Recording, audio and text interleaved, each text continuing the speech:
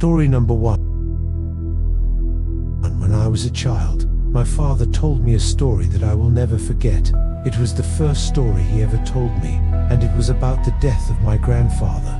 But, really, it wasn't because of my grandfather's death that I remember this story. We've all heard about strange stories, mysterious creatures, ghosts, or supernatural events that people often talk about.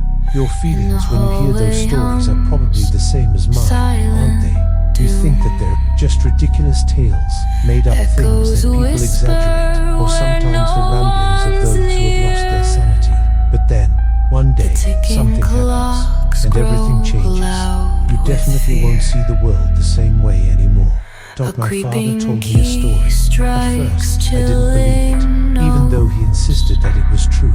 I just couldn't bring myself to believe it, until one day, when I grew older and started wandering the internet, I found stories that were exactly like my father's, and that's when I started believing in what people call the Reich. Of course, my father didn't call it that. He never used the internet and didn't know the names people attached to it. My father called it a skinwalker, based on an ancient Navajo story that my grandfather used to tell. And this is the story I heard from my father. One night, we went hunting for wild animals, mostly coyotes, to make a little money. We lived on a farm in Ohio, where everything required sacrifice. Every night, we hunted to protect the livestock and make money from selling coyote pelts. Sometimes, we'd hunt deer, not because we needed the meat, but because it would help us last for a few days. One night, after we finished our work and were heading home, my father turned into the woods to shorten the route. That's when we saw it drop in front of us. It was an unforgettable sight. Blood was splattered everywhere, on the trees, on the grass, in the stream. At first, I thought a pack of coyotes had attacked a wild animal, which was a common occurrence in the forest. But the closer we got, the more we realized that this was not a normal hunt. Everything was different from what we had seen before. A pack of coyotes usually only attacks weak prey. Once they catch it, everything happens quickly. But the animal corpses we found were different. They were torn apart in pieces, as if someone had deliberately destroyed everything. This wasn't out of hunger, but out of enjoyment. My father told me to go home, but I couldn't leave. I was only 13, and I couldn't simply leave my father alone in the dark forest. Eventually, I convinced him, and we decided to continue. We followed the blood trail and quickly realized that some creature had dragged a deer carcass through the forest, leaving clear tracks. The trail led to an old school building where no one lived. For the first time, I felt real fear. We weren't just following the trail of an animal, but something different. I felt like it knew we were following it. As we got closer to the school, I could hear something. It was a strange sound, like a creature's hiss. Suddenly, all the sounds in the forest went silent. There was only the sound of the wind rustling, but it only made me feel even more tense. Closer still, we saw a figure, but it wasn't a person. I didn't know what to call it, because it was neither human nor animal. Its skin was pale, almost ghostly white. Its eyes were red, its arms long with fingers full of sharp claws. It was crouched down, devouring the carcass of a wild animal.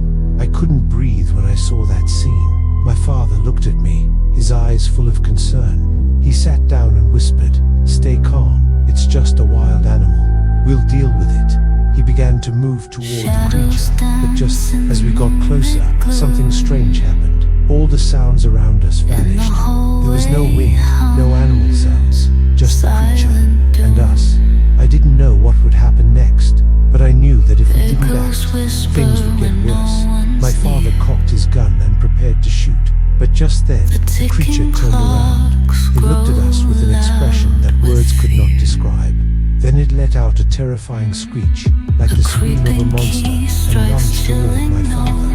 Both my father and I were unable to react. It jumped on my father, tearing him apart, piece by piece, tearing into his flesh, each part of his body being ripped away. I couldn't stay still. I grabbed my gun and fired at it, but the shots had no effect. I shot repeatedly, but it wasn't hurt. My father's blood splattered everywhere, but the creature didn't let go.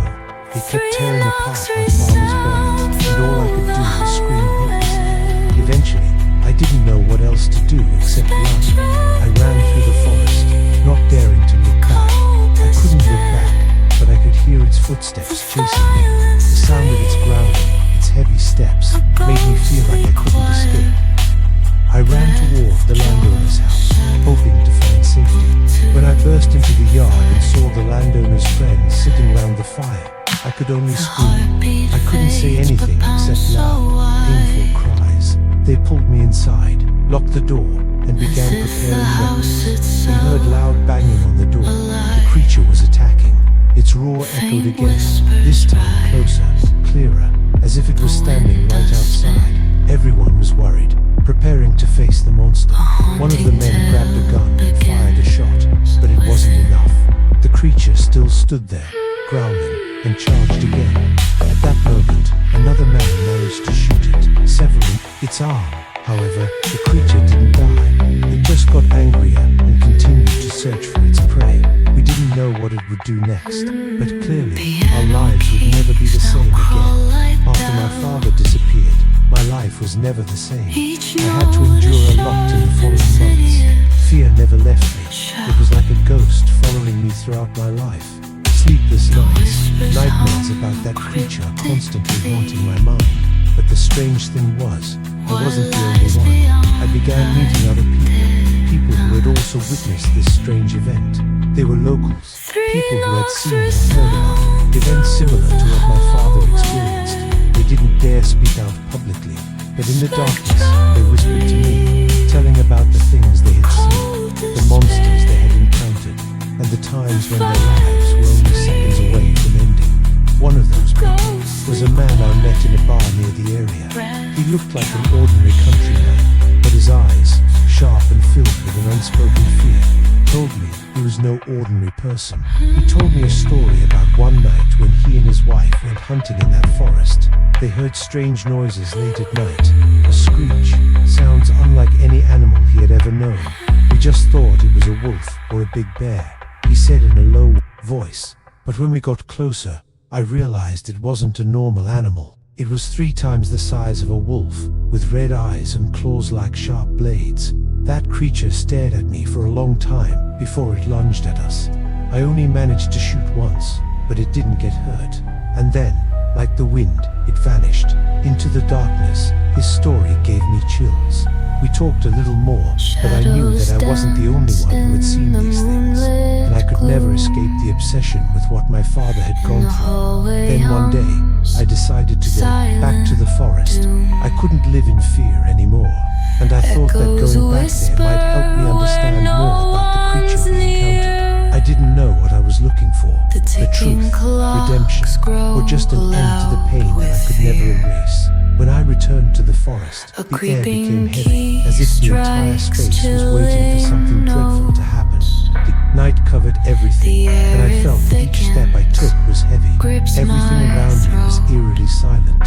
Not a sound, not a breeze. It felt like I was stepping into another world, where time seemed to no longer exist.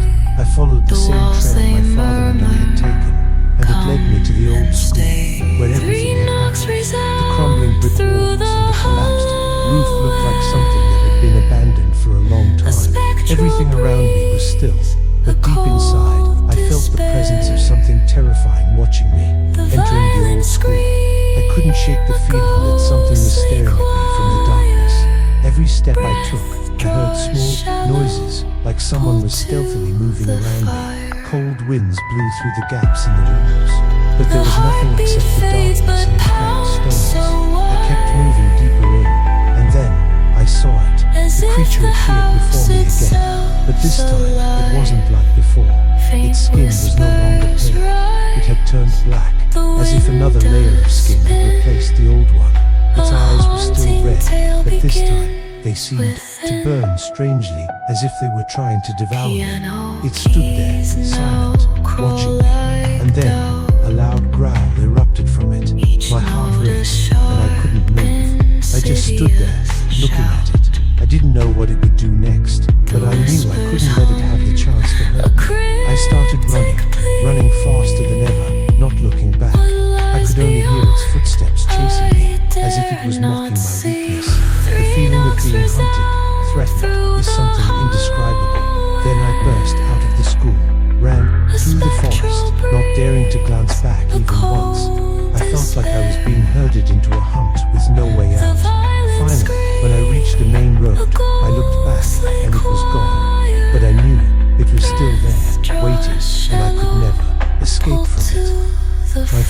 story never ends. After that, I could never bring myself to return to that forest, but I could never erase what I had witnessed. Everything is still there, lurking in the darkness, and I know that the creature will never let me go. No matter where I go, it will follow me, and as I grow old, I will carry that fear with me until the end of my days. No one knows the truth behind that creature. The FBI tried to search, but never found anything.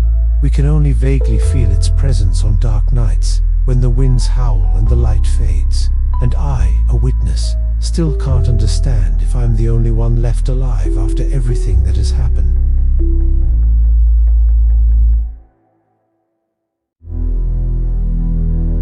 Story number 2. I am a 21-year-old student, currently in my final year at a university in Connecticut. People often think I live in a quiet area, but in reality, I live in a semi-rural region where everything is quite distant. My house is a 20-minute drive from the nearest supermarket, and the closest fast food place is a 15-minute drive away. In other words, if you don't have a car, you'll be stuck with very basic necessities and can only rely on the help of friends or family. Even though I live in such an area, I study in Washington, D.C., not in the bustling downtown, but in a rather dangerous area. Drug addicts and criminals often wander around my school, and the police seem to always be present to handle situations rather than protect the people. This has made me feel unsafe. Even though I've lived there for quite a while, I've witnessed many strange and terrifying situations. But there's one particular night that I will never forget. It was the night I was delivering pizza. I took this job to earn some extra income and pay for my tuition. The pizza shop I work at isn't large, but the delivery range is quite wide. Sometimes I have to drive through desolate areas, which can take a long time. Still, the job helps me make extra money and supports my student life. However, it was this pizza delivery job that made me face an unimaginable event. One night, while I was working, I received a rather strange order. The caller had a raspy voice, as if speaking through a fan or with a blocked nose. I couldn't hear very clearly, but I felt something was off. That feeling immediately made me suspicious. Maybe he was dealing with something, maybe a drug addict, but I couldn't be sure. Nevertheless, I continued with my work as usual. Not wanting to disappoint the customer, he ordered a giant pizza with every topping imaginable, from sausage, meatballs, to seafood. All of the toppings were expensive ingredients and seemed unreasonable for a typical pizza. But because it was part of my job, I had no choice but to make it. When I looked at the delivery address, I felt a bit uneasy. The address was about a 25-minute drive from the pizza shop, but it was in an unfamiliar area. This area was called open space, a vast forest that I had never been through. The area was very secluded, and there were very few lights, which made me feel uncomfortable driving through it. But since it was part of my job, I decided to go ahead, telling myself that it was just another delivery like all the others.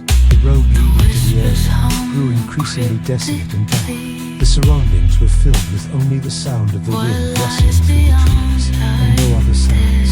I truly felt like I was stepping into another world, a place where time no longer existed. That feeling made me increasingly scared, but I didn't dare stop. The deeper I went into the lonely road, the more I felt the tension rise within me. The tree branches seemed to envelop me, making me feel like I was trapped in a nightmare. Eventually, I arrived at the delivery address. The house I was supposed to deliver to was far from the other houses, with only a faint light coming from the window. I stopped the car, but didn't get out immediately. I looked around, trying to sense the atmosphere around me. Suddenly, I felt a strange sensation, as though someone was watching me from afar. I couldn't explain the feeling, but it was very strong, and it made me feel unsafe. I took out my phone and called the customer again to confirm the order. But when I dialed the number, it just kept ringing with no one picking up. I tried again, but this time the phone was silent, no ringing sound at all. This made me feel uneasy. I began to wonder if I was caught in an unpleasant situation. However, I couldn't turn back. I had to deliver the pizza. So, I decided to get out of the car and walk to the house. Just as I approached the front door, I saw a figure standing in the darkness. It was a tall man wearing a baggy black coat. He stood there, unmoving, staring straight at me. His bare feet moved slowly, as if he wasn't fully aware of what he was doing. His eyes reflected no light, like endless black holes. I stood frozen, not knowing what to do. The man still said nothing, just staring at me. A strange feeling began to rise inside me. The foul odor from him started to fill my nose. It was the smell of something that had died long ago, a decaying smell I had never experienced before. I began to feel nauseous, but I tried to remain calm. "Here's your pizza," I said, but the man didn't react. I placed the pizza on the roof of the car, but the man still stood there, motionless. At that moment, I realized something strange. He wasn't moving, but I felt like there was something moving around me. The environment became heavier, as if everything was watching me. His eyes never left me. When I took out my phone to call him again, I heard something strange. The phone's ringtone came from somewhere in the forest, not from him. It was as if he was hiding a phone somewhere. This made me feel terrified, and I began to realize that I might be in a dangerous situation. The man remained there, unmoving, his dark eyes fixed on me. I felt like I was trapped in a nightmare. Suddenly, I heard a strange voice in the air, not from his mouth. "Go, don't follow me." The voice sent chills down my spine and filled me with panic. I couldn't take it anymore. I hurriedly ran back to my car, not daring to look back. But as I began to drive away, I looked in the rearview mirror and saw the man still standing there, watching me from a distance. His eyes never left me, as if it was following me. I sped back to the pizza shop, but when I got inside, I couldn't calm down. The girl at the counter informed me that the man had just called again and said I had forgotten the food. I couldn't make sense of it. When I checked, there was only the pizza. But that night, I felt like I was being watched. When I looked at my phone, I saw 14 missed calls from the man's number. All the messages were empty, except for one last message. Just heavy breathing and growling sounds, as if someone was standing right next to me. Since then, I haven't been able to sleep in the dark. Every night, I feel like someone is watching me from afar. Nightmares of that man continue to haunt me. I can't escape the image of his dark, lifeless eyes that seem to see into my soul. Every time I close my eyes, I see him standing there, in the dark, saying nothing but still, staring at me. I don't know if I'm dreaming, but those memories keep coming back, over and over. Out of fear, I decided to visit a close friend of mine, someone I knew would understand and help me cope with this situation. She's a psychology student, and I hoped she could help me figure out what was happening to me. When I told her everything that had happened, she listened carefully and didn't laugh at me. Honestly, I felt relieved to share my fear with someone. "This might be an obsession," she said, "or a form of psychological disorder caused by stress or traumatic experiences you've had. But I recommend you look into it further. Maybe see a specialist to help you cope with this fear." I felt less worried hearing her say that, but I still couldn't erase the image of the man in my mind. The fear still clung to me, and I knew I needed to do something. She advised me to try relaxation techniques like meditation or yoga to calm my mind. However, in the days that followed, I still couldn't escape the obsession. I continued working and living my life, but there was always an underlying sense of unease in my mind. Especially every evening when I drove to deliver pizza, I always felt like someone was watching me. Though I didn't see anything, that feeling was always present at every turn, every dark street corner. It felt like something was lurking in the darkness, waiting for the chance to appear.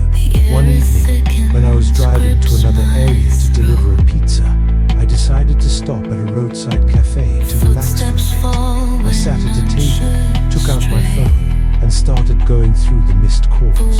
That's when I noticed something strange. More missed calls from the man's number, but these weren't like the previous ones. Not the ones without messages. This time there was a message. I opened it and heard a sound I had never heard before. It was a short recording, only a few seconds long, but I couldn't understand it. It sounded like wind howling through the phone, mixed with strange noises I couldn't describe. But among those sounds, I heard a voice, not from the man. It was a woman's voice, very faint but full of threat. "I won't spare you," the voice echoed in the recording. "You can't escape." As soon as the recording ended, I felt like my heart stopped.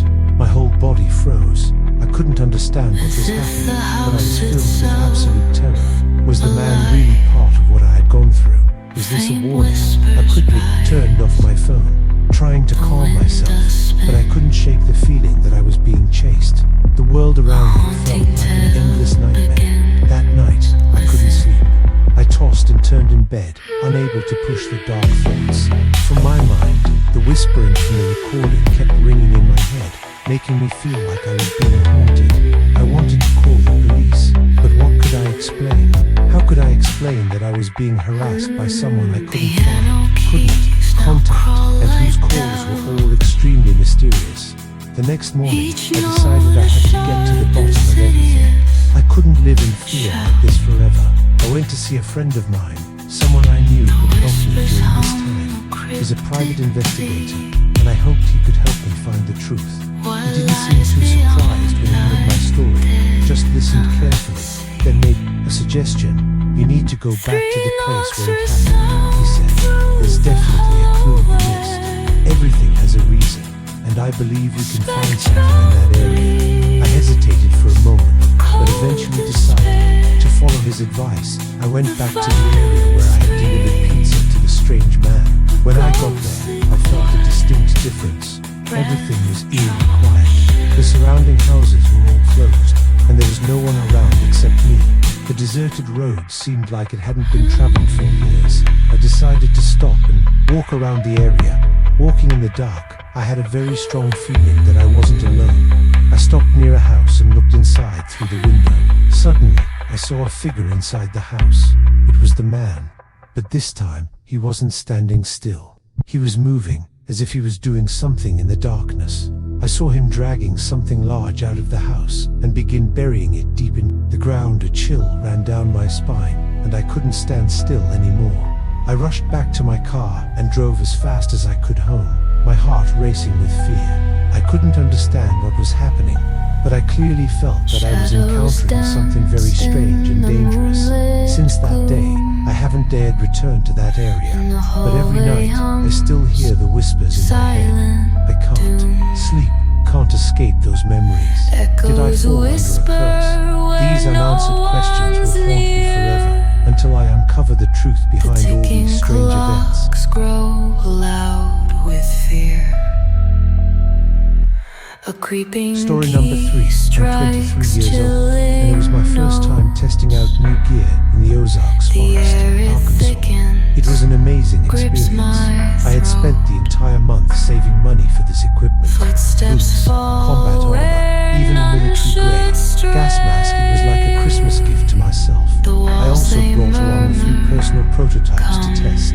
While I wasn't sure if it would stand up to large bears, at least it would strike fear into any snake, wild dog, or mountain lion. In my backpack were a few homemade guns and 2 homemade magazines. I also had some rolled up paper targets tucked into my belt and a lightweight survival kit, a compass, topographic map, thermal blanket, spare clothes, military rations, a canteen, and a Canal Book water bottle. Basically, I was prepared for anything that could happen. That day, I was happily wandering through the forest, testing the visibility through the mask and the durability of the ammo, occasionally trying out movement techniques in the survival gear. It was late summer, early fall, so I didn't have to worry about getting wet from the small stream I was walking along. However, the sweat from my body started to damage a bit of my equipment. I stopped by a small creek, deciding to practice some stealth tactics. I checked my map and compass to confirm my location, preparing to head back home. Then, I noticed something strange. At first, I thought it was the smell of my own body, but the more I inhaled, the stronger it became. A decaying odor, like wild animals, mixed with sweat, trash, and the foul stench of something like garlic that had been around too long. The smell made me nauseous, almost unbearable. I immediately went into a combat-ready state, drawing my homemade gun and checking each bullet. There was nothing to worry about with this monster, but I couldn't risk it attacking me if the ammo was compromised. The smell was getting stronger. I could barely breathe, so I pulled the mask up, but it didn't cover completely. The stench still seeped through. like a heavy layer enveloping me. Taking slow steps along the creek, I began to hear rustling sounds from above. This wasn't the sound of small animals in the forest, but something much larger, very large. The strange noise didn't sound like a bear, although I had prepared for anything that could happen. I remembered my father's words. Bears in the Ozarks aren't just bears. There are large ones, born from the mix of black bears and grizzlies. And if I ever encountered one of those bears, I had to be ready. The decaying smell began to grow stronger. My heart started to race as I stepped into a more open area where I could see clearly. And then, I saw it. The creature wasn't a bear. Yes, it might have had the shape of a bear, but it wasn't a bear. It looked like a strange combination of a bear, a wolf, and a prehistoric monster. A huge creature, with a long snout like a trunk, giant fur-covered hands, and an unbearable stench wafting from it. I stood frozen, staring at it for 2 minutes, not daring to breathe heavily. The terrifying thing was, it hadn't noticed me. But then, something absurd happened. I accidentally made a noise.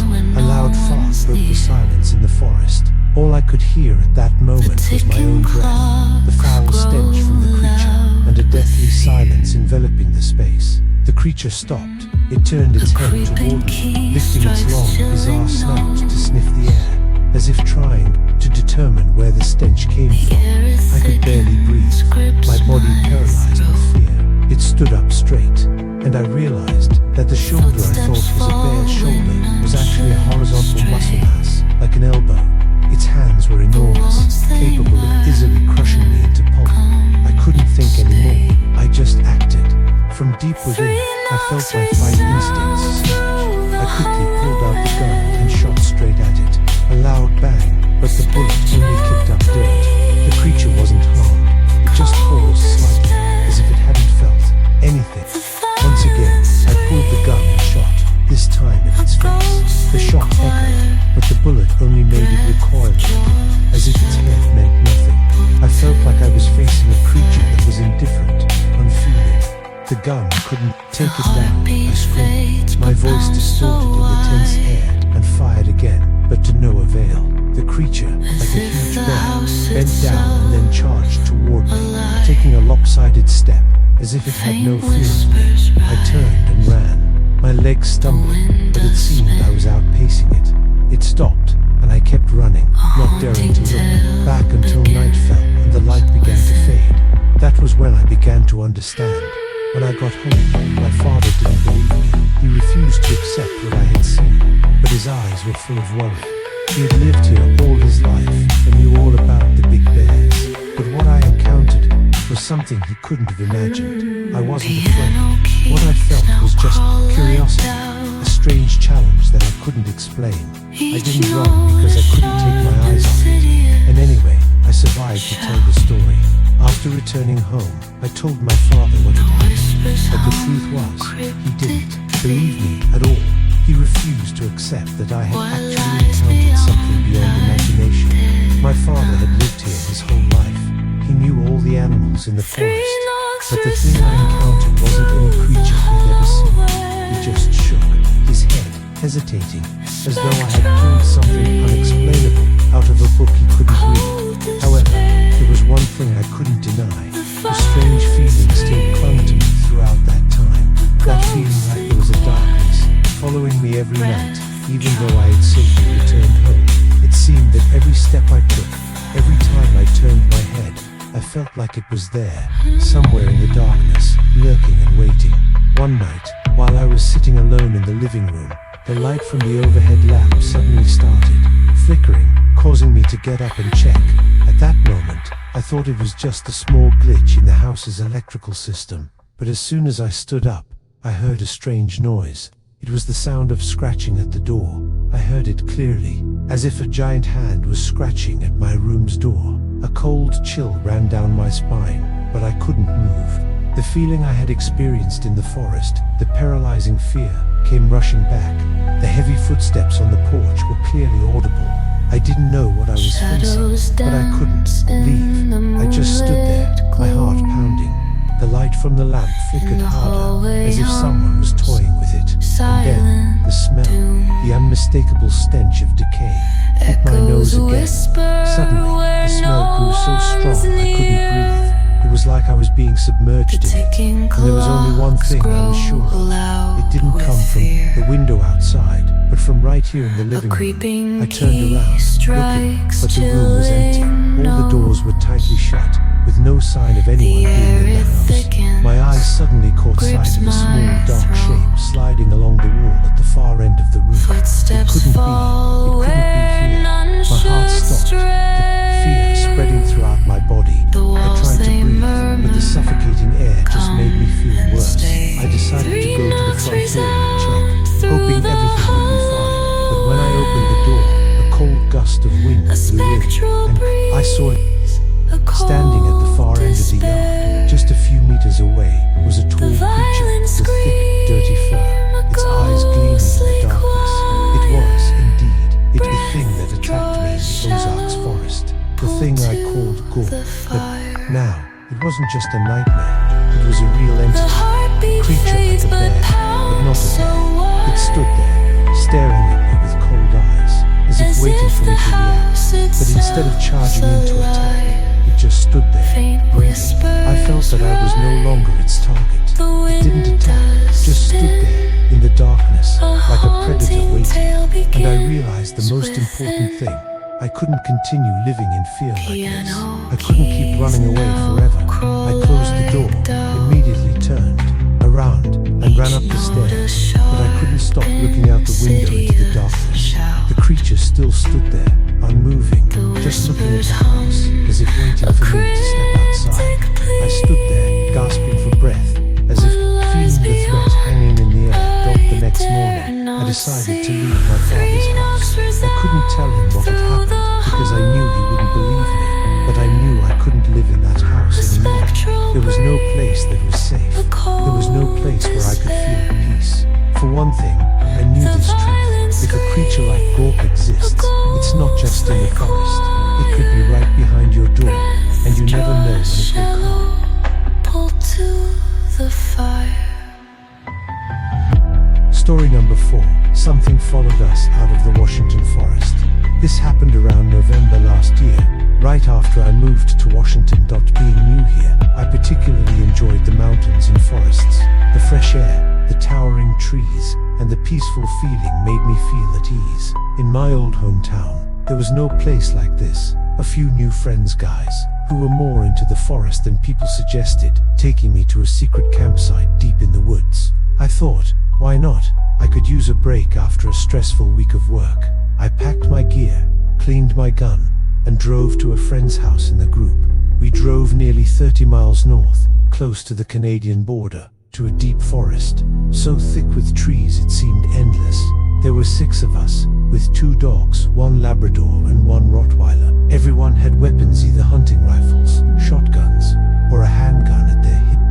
Except for me. The car stopped on a small dirt road, looking like it was for forest rangers or border patrol. From there, we walked over 4 kilometers into the woods. At that point, it was beginning to get dark. We set up camp, a large tent that could fit 8 people. 2 of us and 1 dog went to gather firewood, while the other 4 set up the campsite and started the fire. 15 minutes passed, and the group gathering firewood hadn't returned. 20 minutes. Then 30 got. We were starting to get anxious when suddenly we heard rustling, like someone running quickly through the brush. 2 of them burst out of the woods, faces pale, gasping for breath, but the dog was nowhere to be found. They started recounting the story in a panic, how they saw someone who looked exactly like one of us, standing deep in the woods, silent, just staring. They tried to approach, but each time they saw the person step back, as if leading them on, then suddenly disappeared, and when they turned around, he was right behind them, less than 3 meters away, terrified. No words, no response, just staring, before charging back into the woods at an unbelievable speed. The dog chased after him, barking loudly, then a blood-curdling scream, followed by the dog's howl of pain. Then, silence stopped. At the same time, a horrific stench filled the air, the smell of rotting meat, sour milk, even worse than decaying animal carcasses. They rushed back to the camp. At this point, no one was laughing anymore. "Where's the dog?" someone if the asked. house No one had an itself answer. We stoked the fire, turned on all the Coleman lanterns. Each of us sat close to the fire, weapons ready. By the time it was fully dark, the remaining dogs suddenly bristled, growling and hissing. That foul smell returned. Then, strange noises started coming from every direction. Heavy footsteps, twigs snapping, leaves rustling, like something was surrounding us. Greg, one of the group, stood up, aimed his gun into the woods, and fired 3 flare shots into the darkness. Immediately, ear-piercing shriek rang out. Not human, not animal, as if someone was being burned alive. The creature recoiled, and the smell faded away. We took turns keeping watch. Victor and I had the first shift. The first 2 hours nothing happened. Then it was Greg and Tom's turn. I had barely fallen asleep when I was jolted awake. But Greg's blood-curdling scream. We rushed outside. Greg was shining his flashlight into the woods, shouting, "Tom, Tom." He said they had heard a voice calling. From the forest a voice that sounded exactly like one of us. The dog ran into the woods first. Tom chased after him and vanished. Greg called out, and he heard Tom start to say something, but was abruptly cut off. We immediately grabbed our flashlights, weapons, and rushed into the woods to search. The rotting smell returned. We found Tom's footprints. Then they disappeared, as if he had never existed. No tracks coming back, no drag marks, nothing.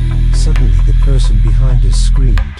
We turned around. Tom was standing there, about 6 meters away from us, but he was standing very strangely, not in the posture of a normal person. When we asked if he was okay, he just nodded, slowly, stiffly, like a machine, to the camp. His body was cold, his eyes vacant. He didn't say a word, he only twitched, like having small seizures. We gave him his ration, and he ate only the meat, leaving the rest. Then suddenly he stood up and asked, "Do you want to go back into the woods for more firewood?" Weirder. The woodpile hadn't even been touched yet. No one responded. He staggered and crawled back into the woods alone. About 10 minutes later, Greg went into the tent to get something. A moment later, he cursed loudly, causing everyone to jump up. He ran out, face drained of blood. There's a stranger lying in the tent. 4 of us were in there, but only 3 were sleeping, meaning something had crawled into the tent, sleeping with us. We checked again, Tom was gone. Right then, laughter echoed from the woods. It was guttural, drawn out, distorted. The voice of Tom also rang out, calling each person in the group, but the voice was warped, resonating eerily, like something was mimicking human speech. We turned our backs to each other, sitting around the fire, guns ready, lanterns at full power. No one slept. Dawn began to break. We put out the fire, packed our things, then rushed straight to the car. On the way, the laughter still echoed, and the smell of decay surrounded us. When we arrived, the vehicle was scratched all over. The glass was broken, the seats torn apart. We didn't care. As long as the engine started, that was all that mattered. Started the engine, got in the car, drove straight out of their dock for months afterward. No one dared to bring up what happened, until one of the guys who'd been in the back seat that day said, when the car left the woods, he looked back and saw Tom standing at the forest's edge, staring at the car and smiling. A smile, not from a human, I swear. Since that day, something followed us out of that forest. Next part, it's still watching us. After that trip, the group came to an unspoken agreement. No one was to talk about what happened in the woods. Don't talk about Tom. Don't talk about the smell. Don't talk about ... We tried to go back to our normal lives, but no one was really normal anymore. Greg quit his job and moved back with his family down south. Victor started having nightmares every night. His eyes were always red, and he looked thinner each day. Once, I asked, "Are you okay?" He quietly responded, "No one gets out of this." As for me, ... I started hearing the laughter. At first it was at night, just faint. Thought it was the wind, but it got clearer and clearer. Then, there were footsteps. On the ceiling, I live on the ground floor. One day I found the back door wide open. I clearly locked it the night before. What was even stranger was the mud prints on the floor. Like footprints, but not human. I started doubting myself. Was I losing sleep, becoming paranoid? Then one night, I dreamt I was back in that forest. No one was leading the way, just moonlight and Tom's voice calling from afar. Come in, we're waiting. I woke up, sweat on my forehead, and in my hand there was a tuft of black fur, wet, clumped like I had just touched a dead animal. I don't own a dog. The next week I got the news. One of the group had gone missing. No one found a body. Only his car was parked at the forest's edge, and the footprints leading into it then vanished, just like Tom. I called Greg. His voice was hoarse off. I saw it, outside the window. It wasn't Tom, but it, wore that corpse like a mask. We decided we had to do something. The remaining group 4 of us met at a cabin near the old forest. This time we were more prepared. Guns, infrared lights, traps, night cameras. We would face it. The first night at the cabin, everything was eerily quiet. No crickets, no owls, nothing. And then, 2 a.m. the camera outside the door captured a tall figure, crouching, moving on both hands and feet, like an animal. But the head was Tom's face, eyes unblinking, mouth grinning wide. The camera's signal went dead shortly after. We rushed outside, but saw nothing, only a horrible stench rising. The second night, one of us, Danny, vanished after going outside to use the bathroom. We searched everywhere, only finding his phone. The last recording of the screen. I hear it. It's calling. It's my mom's voice, but she's been dead for 4 years. Now there were only 3 of us. We knew we wouldn't escape. When the third night came, we set up a fire pit, turned on all the lights, and held our weapons. But it still got in. When Victor disappeared, no one heard a sound. It wasn't until I opened the tent that I saw blood leaving behind the cabin, and 2 sets of footprints walking in parallel, then merging into one. I'm the only one left. I don't sleep anymore. I don't eat. I only write down what happened, in case someone reads this thought. I know it's playing with me. It doesn't want to kill quickly. It wants me to feel it, to lose my sanity. As I write this line, I hear footsteps on the porch, the laughter. Familiar voice. It's using my mother's voice. If anyone finds this journal, don't go back to that forest. Don't look for Tom. Don't look for me. Because when you hear that familiar call from the woods, it's already too late. A haunting tale begins within. Story number 5. Something in the woods wasn't a coyote. In the heat of summer, 2013, I decided it was time to start hunting coyotes. Not just for pest control, but for that sweet, sweet fur. I had this bare bones AR-15 I picked up cheap. Nothing fancy, but it did the job. I always liked how an AK slings across the body, so I rigged a sling point on the bow, slung it over my right side like a messenger bag, and hopped on my ATV to my destination. A rundown cabin up in the mountains, isolated, silent, perfect.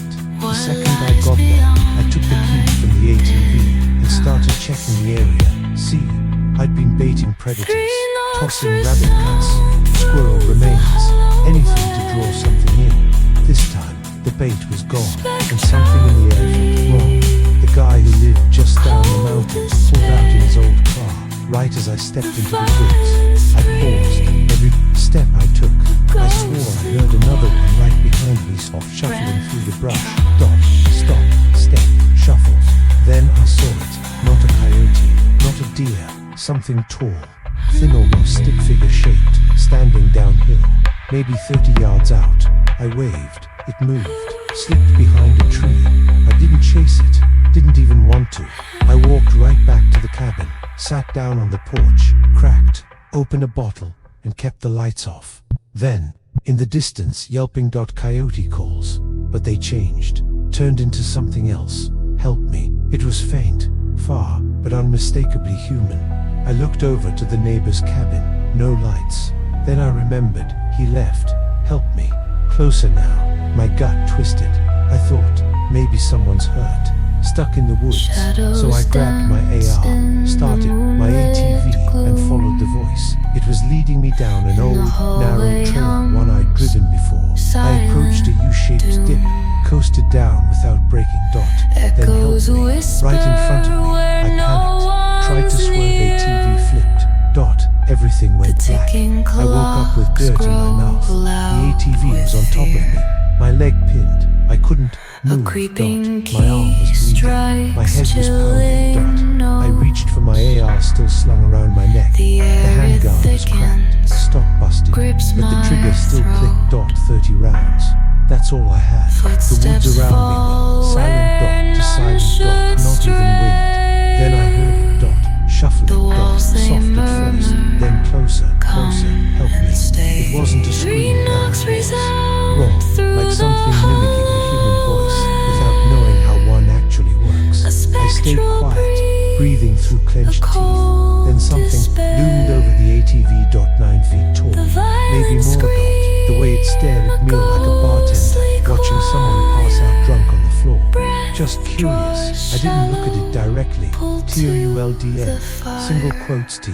I reached for my rifle, slowly raised it. Help me. I felt something grab my face. My mind shut down, like it tripped a break in my brain. I turned my head to look at it forcefully, and God, its face, like someone carved up a junky version of Gollum with a broken bottle, sunken eyes, rotten breath. Nothing in this world smells like that thing's breath. Nothing. I felt the flash hider on my AR press against its body, and my survival instincts snapped back. I screamed. It screamed back. I pulled the trigger. Again. While it grabbed my hair, slammed my head into the ground. Again. Still pulling the trigger. Blood pouring down my face. It ripped the rifle from my hands. Started beating me with it, screaming the whole time. I thought I was dying. Then bang. Something louder than the thing's scream. A flash in the woods. And then its head split. It dropped the rifle. I couldn't even scream. My voice caught like a child too. Scared to cry. The lights came closer. Someone yelling, calling my name. Hands grabbing my arm. It was the guy from down the road. He had this massive revolver. A BFI. Looked like a damn hand cannon. Then everything went black again. I woke up in a hospital. Head wrapped. Dozens of stitches. Bruises everywhere. A few days later, when I was finally discharged, I went to visit the neighbor, asked him what he saw that night. He just stared at me, calmly said, "A bear, probably a big one, happens up here all the time." But I know what I saw. That thing wasn't a bear, and it didn't want to eat me. It wanted me to scream. It wanted me to panic. It wanted to play. I never went back to that mountain, but sometimes when I'm out hunting later I still hear it, shuffling and calling in that voice that doesn't quite sound human.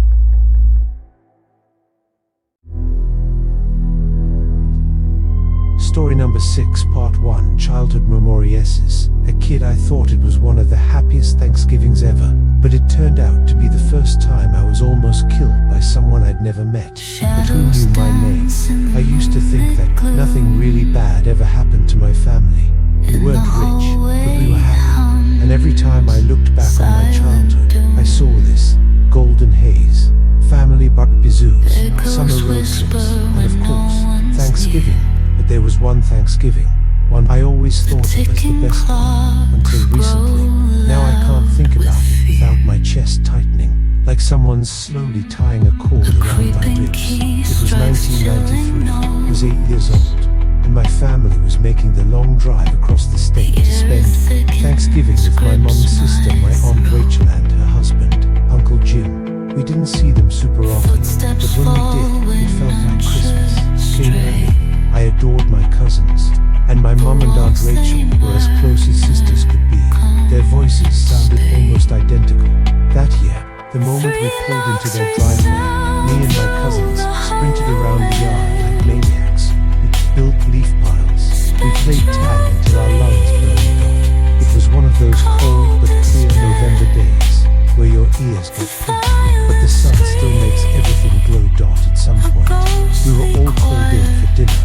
The table was already loaded stuffing, mashed potatoes, yams, cranberry sauce.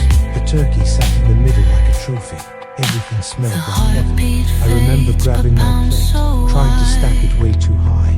My mom said, Whoa, pace yourself." I remember that because I laughed so hard, cranberry sauce slid off my plate onto the floor. And then right as we were about to sit down, my aunt looked at all the kids and said, "Hey, change of plans. Kids are eating upstairs tonight." That was weird, Dot. We always sat at the kids' table in the dining room, just a smaller fold-out one near the adults. I remember looking at my mom like, what, why? But then she said something that changed our minds in an instant. Whoever meets upstairs gets to watch the Mighty Ducks on the big TV. Not the little TV in the guest room, the big one, in the master bedroom. That was all we needed to hear. We were halfway up the stairs before the adults could even hand us our drinks. The bedroom was huge. My mum laid out a blanket on the floor, picnic style, and helped us settle in. The TV was already playing previews. I remember her kneeling down beside me to cut my turkey. She wasn't eating with us, just watching, like she was babysitting, but not in a fun way. Anytime one of us needed something, like more gravy or an extra nap, she wouldn't let us go downstairs.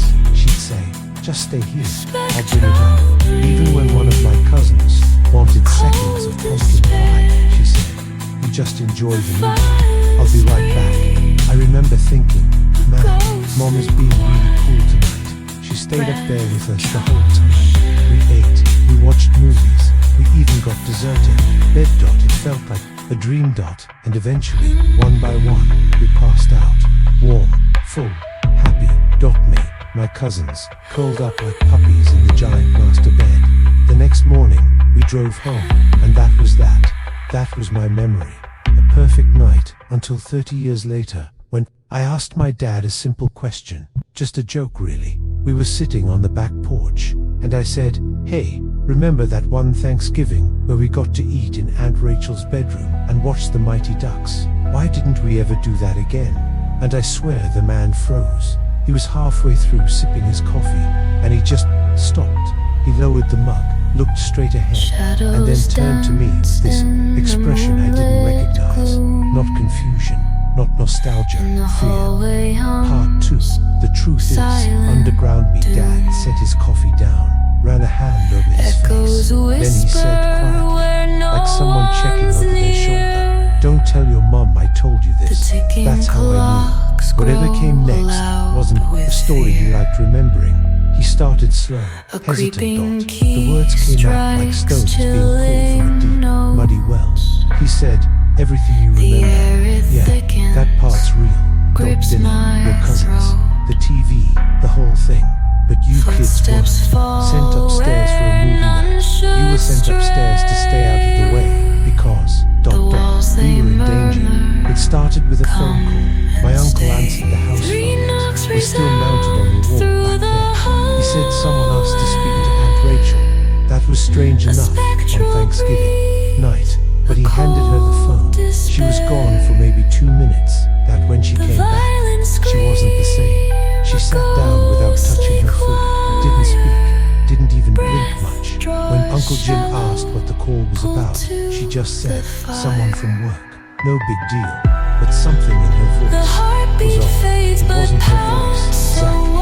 It was the absence of it, like she was only using enough tone to keep breathing. My dad said, that's when I noticed her hands were shaking, and I mean shaking, like she was trying to hold back an earthquake in her lap. The headlights appeared in the driveway. My uncle stood up, just curious at first. Dot. But Aunt Rachel grabbed his arm tight, Dot, and whispered, "Get your gun." That's when it all went sideways. There wasn't time to ask questions, just instincts, movements, urgency. My aunt looked at my mum and said, "Take the kids upstairs now." No explanation, but just fear. Sharp, immediate, tangible fear. My mum didn't argue. She gathered us kids' plates and all, and got us out of there. You know the rest of that part.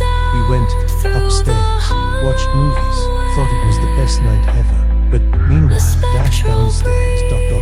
The adults were preparing for something else. Entirely. My uncle had gone to his bedroom, opened the safe, took out his .45 pistol, loaded it. He and my dad walked outside. The car in the driveway had its headlights on, still shining directly at the house. Neither of them could see who was standing beside it, but they could hear someone moving around. Then the porch light flicked on, and that's when they saw him. A man standing at the open trunk, but his face was hidden in the shadows. My uncle called out, "You lost, pal. You need something." The man didn't respond, just shuffled a little, his head tilted, like he was sizing them up. Then he stepped out from behind the trunk, holding a gun. My aunt screamed from inside the house. My dad said it echoed down the hallway, like a fire alarm. But Uncle Jim didn't back down. He raised his own weapon and shouted, "Drop it, right now." The man stumbled, almost dropped his gun. He was swaying, breathing hard, eyes glassy. That's when my dad realized he was drunk, absolutely wasted, slurring his words, shaking, barely able to lift the pistol in his hand, but still dangerous, still pointing. A loaded weapon. My uncle shouted again. I said, "Drop it." The man didn't move, didn't lower his gun. So my uncle did the only thing he could. He lunged, one clean hit knocked the man flat on the driveway. Gun skittered across the concrete. My dad kicked it away, and together they pinned the man down. By the time the police arrived, the man had sobered up just enough to cry. He wasn't violent anymore. He wasn't even angry. He was just broken. But what they found in his truck told a different story. 2 red gas cans, full. A lighter, a rope, a photo of Aunt Rachel from her wedding, and a list with names on it. Our names, the man's name, Dale. He was my aunt's ex-husband. She had never spoken about him. Not to my mum. Not to my dad. Not even to my uncle. But that night, after the cops took him away, she finally told them the truth. They had married young, too young, and Dale had seemed charming. But once the ring was on, he became someone else entirely. Controlling, cold, clever, in the worst ways. He didn't hit her. He didn't have to. He isolated her, took away her phone, closed her joint, bank account, threw away food if she disobeyed him. She had no car, no money, no friends left.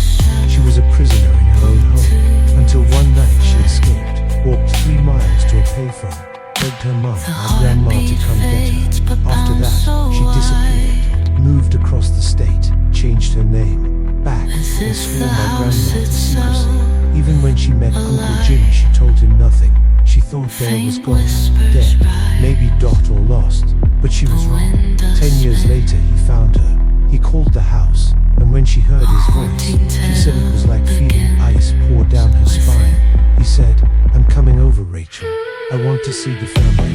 I've got something planned." Then he hung up. She knew exactly what he meant, and she thought, if I can just keep the kids away, if I can just keep them upstairs, maybe we'll all make it through this. And somehow, he did. He never fired the gun, never lit the gasoline, never carried out what he had planned. But the scariest part, he tried. Part 3.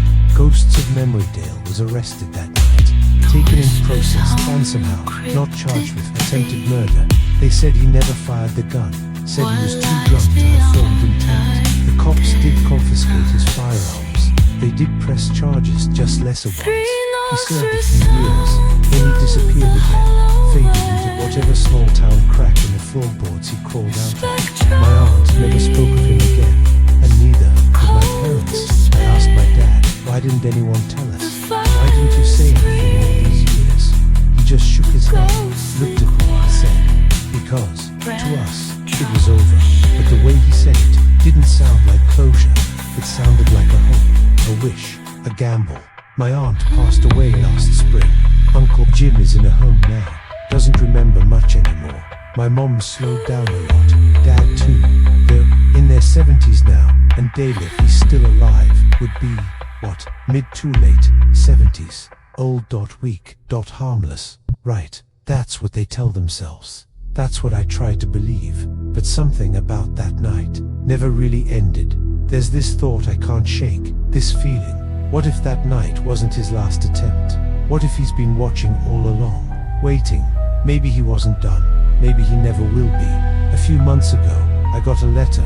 No return address, just my name, typed. Inside, a photo of me at a gas station, from behind the stash, 3 days prior. No message. No message, no signature. Just that one photo. And suddenly, I remembered something. That night back in '93, when we were all watching the Mighty Ducks, there was this moment where I got up to use the bathroom. I walked to the hallway, and I swear, just for a second, I thought I saw some young standing at the bottom of the stairs. Watching. I told myself I imagined it. I was a kid, probably dreaming. But now. I single quotes am not so sure. People like they don't just disappear. They wait, and sometimes. They come back. The walls they murmur, come and stay.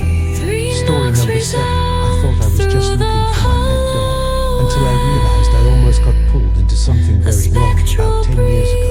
I got my first dog, a tiny toy poodle, small as a child's pillow, incredibly cute, but also incredibly mischievous, so smart that sometimes I thought it could understand things I hadn't even said out loud. It quickly learned one thing, that little kids, elderly women, and anyone wearing pink or sparkly clothes couldn't resist the cuteness of a puppy dog. So every time I took it outside, it would pick its target. It would jump into someone's lap, raise those innocent eyes, and there it was, getting food. But then, one day, something strange happened. I was vacuuming the house. The vacuum was so loud I couldn't hear anything else. When I finished, I called for it, but I couldn't find it anywhere. I panicked. I searched the house, then went outside, and I realized, the back gate was wide open. It had escaped at first. I walked around the neighborhood, calling its name, searching through every bush, every corner of the fence. But then, I thought maybe it had gone further. Maybe it ran outside just as I turned on the vacuum dot. I quickly jumped in my car, drove around the block, sticking my head out the window, calling its name. I kept stopping to ask pedestrians, showing them its picture. Time passed, and the sky started to darken. The kind of heavy grey clouds, no wind, no sunlight. The kind of light that made everything look wrong. I kept driving until I saw a few kids playing with dolls in the yard of a house. The kids looked to be around 5 to 6 years old. I called out loudly, asking if they had seen a tiny poodle lost around here. They stopped playing, and then a little girl ran up to my car, curiously asking, "What color is your dog? Does it have a bow on it?" I was about to pull out my phone to show her a picture, but suddenly a thought flashed in my mind like an alarm bell. This was exactly the kind of situation they warn children about when it comes to strangers. I pulled my hand back, forced a smile, and said, "Sweetie, can you call your parents to help me?" One of the girls ran inside the house, but the other one didn't move. On the contrary, she stepped closer, placing her hand on the edge of my car window, and asked in a lower, stranger tone, "Did you hide the dog in the car?" I froze. Something wasn't right with the way she asked. It wasn't the curious tone of a child. It sounded like someone was pretending to be a child. I swallowed hard. I looked into her eyes, but those eyes had no soul. Just then, the mother ran out, yelling when she saw her daughter standing too close to a stranger's car. She rushed over, grabbed her daughter's hand, pulled her back, and hugged her tightly, eyeing me warily. I quickly explained, showing her the picture of the dog, leaving my phone number, but I could see in her eyes, she didn't believe me. She took her daughter inside and slammed the door. I sat in my car, my heart pounding. I couldn't understand what had just happened. Was it all in my head, or was there really something off? The sky was now dark. It felt like something was weighing down the atmosphere. I returned home, feeling disappointed and confused, but as soon as I got back, I saw my neighbor standing in his backyard. He waved me over. In his hand was my poodle. He said he found it, sleeping in his chicken coop, sleeping, in a nest of eggs, among the hens, and a mother hen was sitting on top of it. It didn't bark, didn't whine, didn't scratch at the door. It just, lay there, sleeping, as if something was keeping it in a deep, deep sleep, and when he picked it up, it woke up, wagging its tail continuously, as if nothing had ever happened. But from that day on, the dog changed it no longer, ran up to strangers. It no longer pretended to be innocent, just to get food. It, just sat there, watching, and sometimes it looked at me as if, it knew I had seen something that day.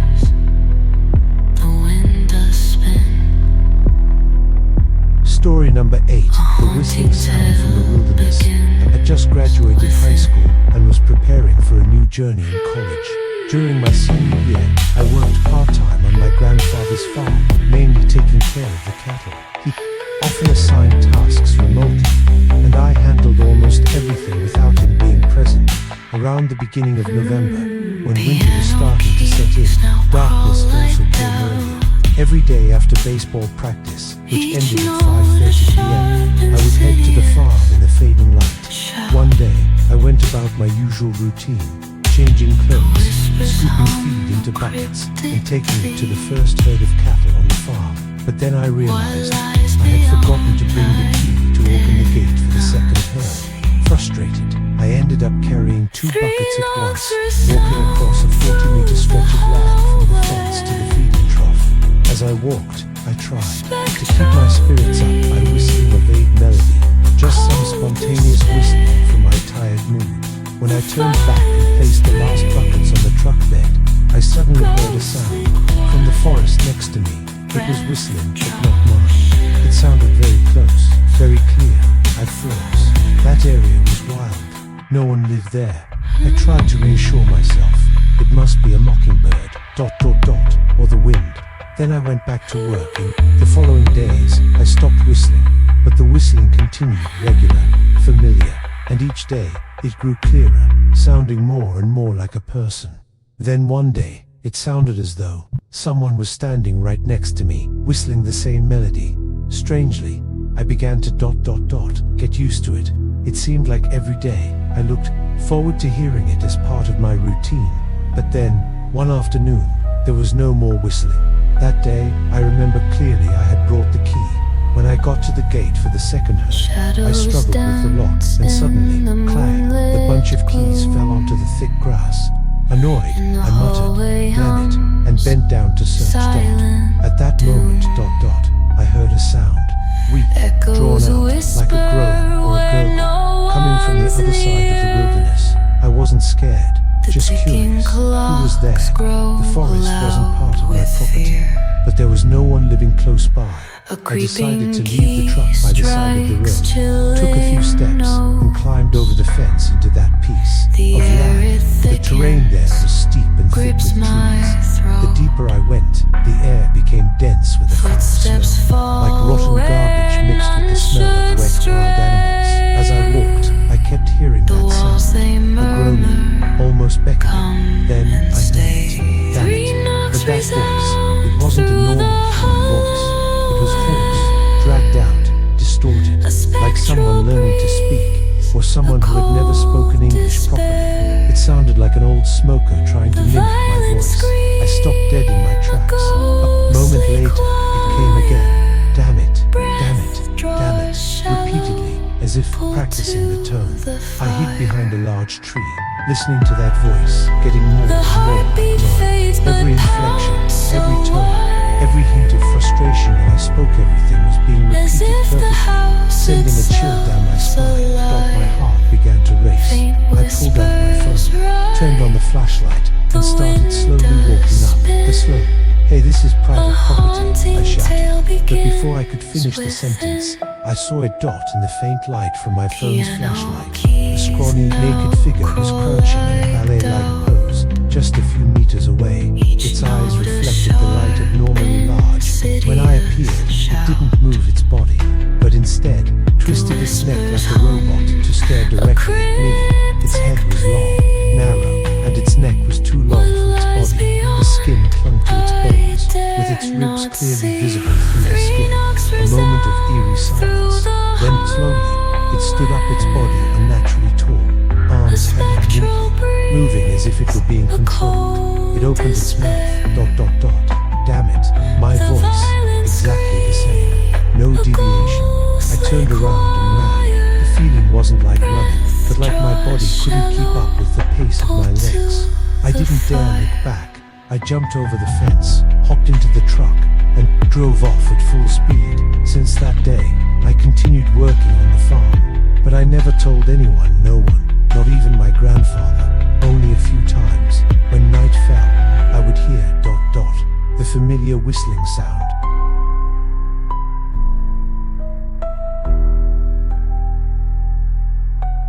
Story number 9. 9, the Thanksgiving night secret. I had a wonderful childhood. I know that nowadays people often boast about their personal struggles and tragedies like badges of honor, but I'm different. I have nothing to complain about. My parents have been happily together for over 40 years. I wasn't bullied at school. I didn't have any chronic illnesses or health problems like my 2 childhood best friends. One had diabetes, the other had liver issues. I once thought of myself as incredibly lucky, extremely lucky. Because around me, it seemed like every family had their issues, divorces, addiction, violence, and by the time I reached my teenage years, most of my friends had become hardened and callous towards life.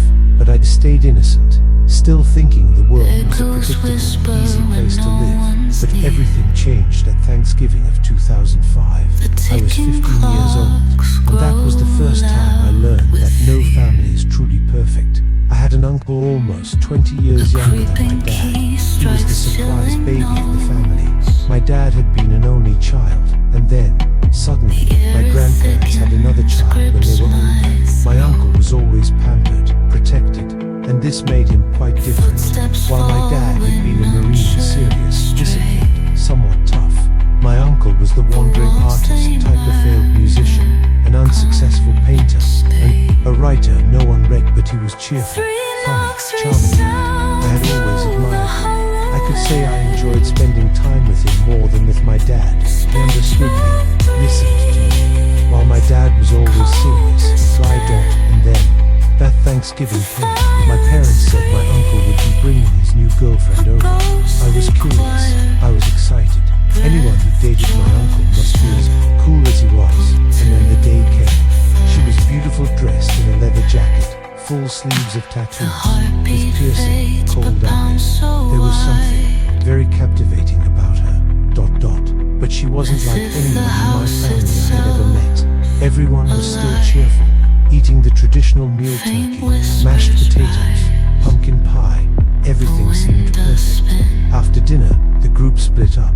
The men went to the living room to watch football. The women went to the kitchen to make coffee, and the kids went off to play. As for me, like usual, I went up to my room to play video games. I don't remember how long I played. I only know that when I went downstairs to get a soda, it was around 7:30 p.m. I opened the fridge, took a can of soda, closed the fridge door, but at that moment, I heard a noise, like a click, followed by a soft, strangled sound, coming from the door leading to the garage door. Why would anyone be out there? I froze. Everyone was in the house. No one was outside, or was something ... or someone breaking in. I felt a chill run down my spine. My hands trembled as I placed the soda can down in the sink. Then I slowly walked towards the door leading to the garage. My hand reached for the doorknob. I took a deep breath and opened it wide. The scene before me ... was standing near the car, and his girlfriend. Blood was flowing from her nose, mouth. Her eyes were filled with panic. I was frozen in shock. I thought my uncle was helping her until he swung his hand and struck her hard in the face. A blow so violent, her head snapped back like a broken rag doll.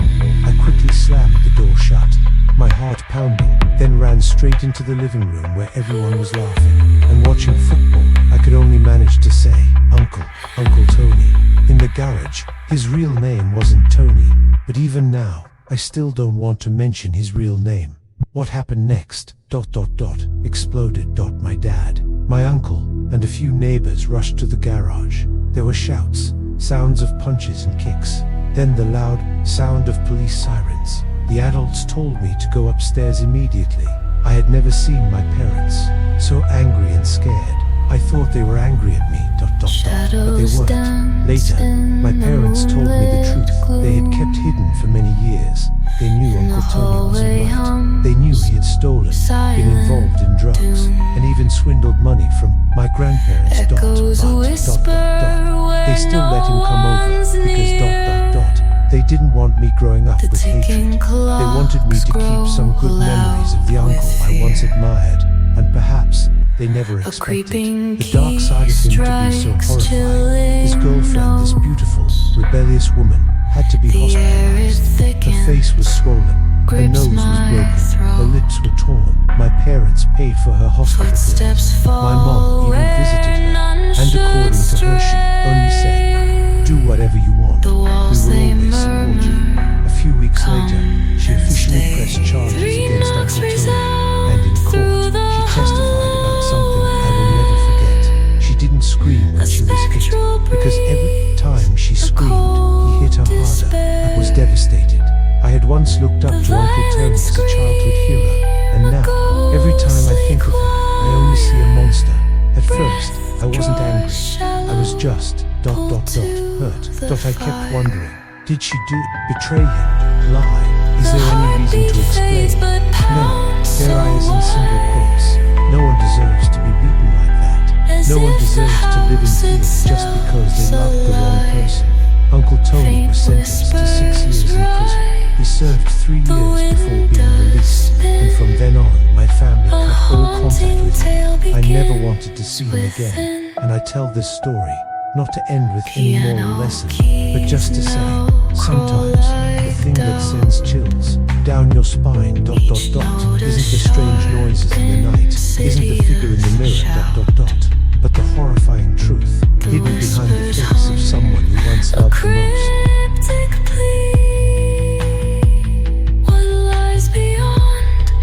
Story number 1, OTHE, Ghost Under the Iron Bridge. He struggled with thoughts of ending my life for many years. After a sports injury, I got caught in a spiral of painkillers. It started with a prescription, then moved to street drugs. The more I tried to quit, the more I failed. Counseling sessions, detox programs, all of it was meaningless. I thought there was only one way out of the addiction ... To leave this world. I tried. Once, and I survived. When I woke up in the hospital, I saw the broken looks on my parents' faces. In that moment, I realized just how far I had fallen. No more luxury rehab centers, no more city therapy. Instead, my parents took me to a secluded cabin in the woods, a place the family used to visit in the summers. They said, "You'll stay here. No one will intervene. No drugs, no pressure. Just you, nature, and silence." I stayed there for 4 months. The cabin initially felt abandoned, dusty, decaying, cold, but perhaps it was the process of cleaning, fixing it up, making it home that helped me keep my sanity. Autumn passed. The leaves changed colors. The wind softly whispered through the dry branches. I began to feel the quiet ... By Thanksgiving, my parents drove up to visit me. They brought turkey, pumpkin pie, and warm hugs. We had dinner, told stories, and then went to bed early. The next morning, before they left, my parents suggested a walk around the forest, retracing old trails. From when they were younger, I nodded. Without hesitation, the goal was the Iron Bridge across a dry cricket place that had terrified me as a child, but over time became a place I loved.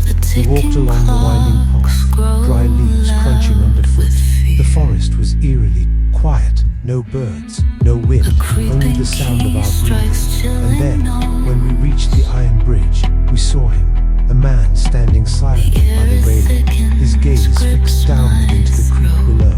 His face was unclear, but he wore a thick coat, and a hat that was low over his head. I thought he was like we, just walking, digesting dinner. No one spoke. We kept our distance, planning to nod politely if our gazes met, but ... As we got closer, he turned his head, and that gaze ... It wasn't the look of someone surprised or confused ... It was the look of someone caught in the act, as if we had just interrupted some sacred ritual ... Then ... He jumped, no scream, no hesitation. He flipped over the railing, as if ensuring he'd land on his head or neck, but his body twisted awkwardly, an imperfect form. The sound was ... crack, like dozens of branches breaking at once. My mum screamed. My dad grabbed her arm. I don't know why. Instinct, I rushed to the bridge, looked down ... And then, I wish I hadn't done that. He was still alive, but he was no longer human. His limbs were twisted like broken strings. His face was completely distorted. Blood slowly spread into the creek, turning the shallow water red. But the worst part was his scream. Not a yell, not coherent, just a gagging sound, like a frog croaking but filled with unimaginable pain. Then two, then silence. I ran back, called 911, shaking so badly I almost dropped my phone. Luckily, the signal was still good. A ranger arrived first, but when he bent down to look at the body in the creek, it had already fallen silent forever. A month later, I left the cabin, not just because of that, but it haunted me, not in my dreams, not the scream echoing in the night, but the feeling, the chilling truth, that I could have been the one lying there. That story, that moment, it clings to me. I once thought that ending my life was the solution, that living on was selfish, but now I know. Surviving is what takes courage. Getting up in the morning, dressing, facing life no matter how small the steps was the bravest thing a person who's been addicted, who's been desperate, could do. And if you're struggling like I once struggled, please remember this. The real ghosts aren't in the deep woods, they're in the painful choices we make. And courage is when we choose to live, even if it's just for one more day. Part 2 is still there after leaving the cabin. I returned to the city, the place where the lights never go out, but my heart still remained in darkness. I thought that leaving the forest, leaving that bridge, would make everything return to normal. But I was wrong, very wrong. The first week, I hardly slept. Every time I closed my eyes, I saw the distorted face, heard that horrible gagging sound. Not in a dream. It was as if it echoed right behind me, even though the room was empty. By the second week, my phone started ringing at 3 a.m. No number, no voice, just the sound of water flowing.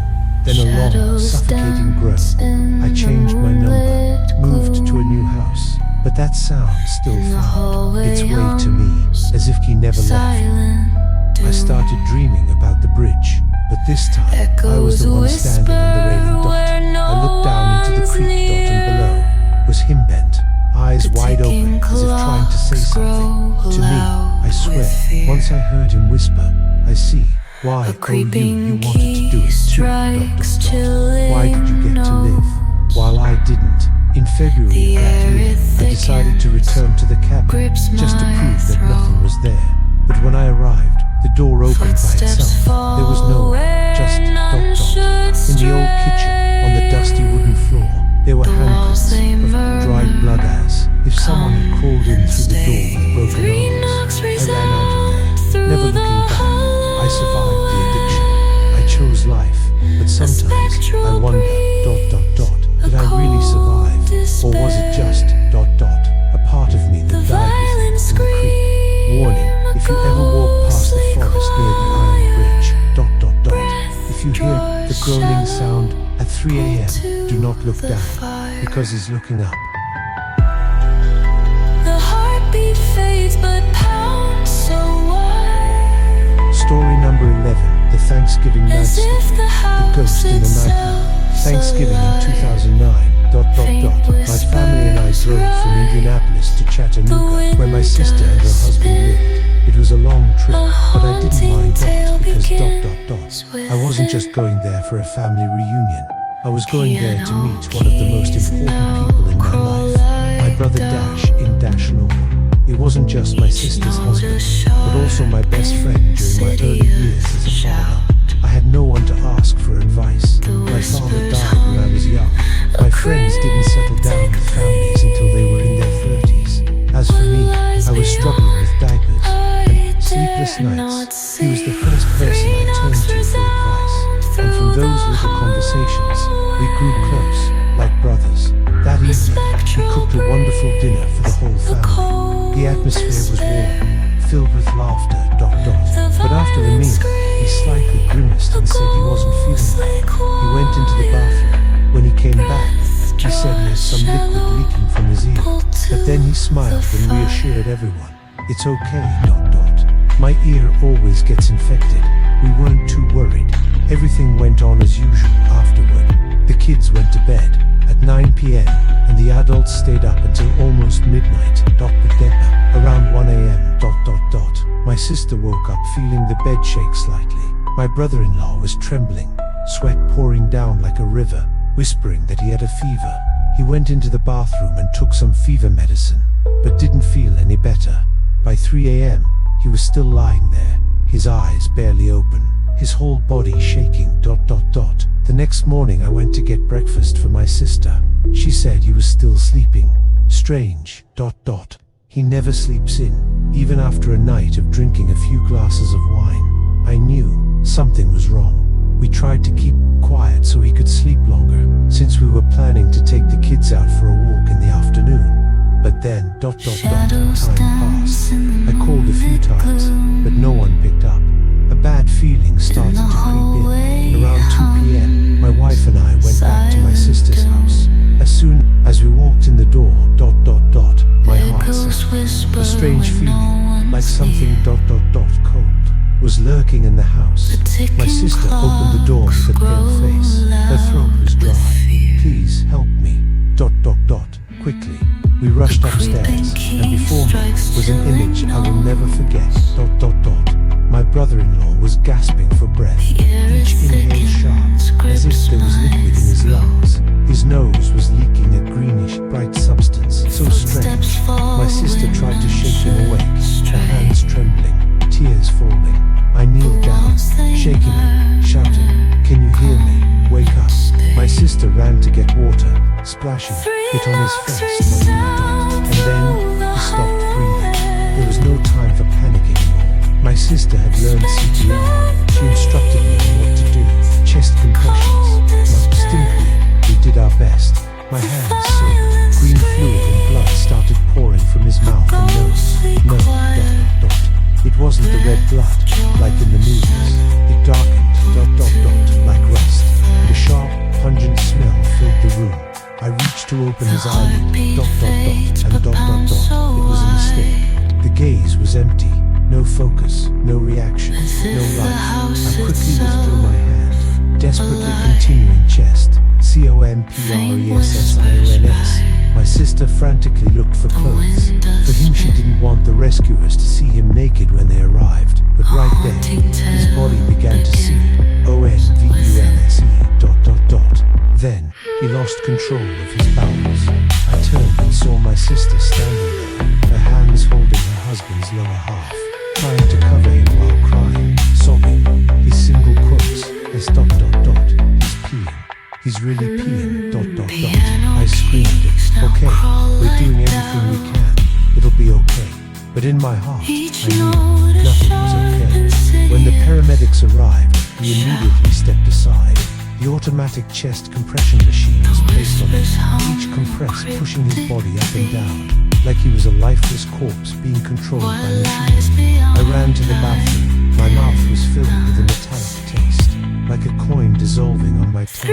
I gasped. It felt like my soul was breaking into pieces. They wrapped him in a blanket and carried him downstairs. I yelled, "Get the kids out, now." Thankfully, the kids didn't see anything.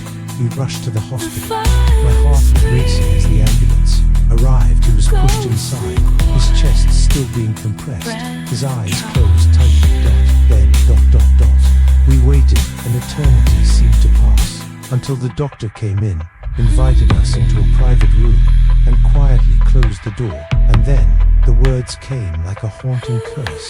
We, did everything we could, but he didn't make it. I don't remember much of what happened afterward. I think I screamed, or maybe I just stood there, paralyzed. As for my sister, she collapsed. She screamed, sobbing, "No, no, we were supposed to grow old together." My brother Law, was only 39 years old, a healthy man, practicing jiu-jitsu, eating vegetarian, cycling, doing yoga, a great father, a model person, but just under 11 hours, after the first cold chills, he left this world. Later, the autopsy results revealed he had encountered a perfect storm of illness, pneumococcal infection, meningitis, pneumonia, otitis media, enlarged heart, and finally, septic shock. If you're hearing this story, remember one thing: never ignore symptoms. Don't delay a checkup just because of the cost. A single checkup could save a lifetime with your loved ones, because a moment with your loved ones is worth more than any amount of money in the world. And if something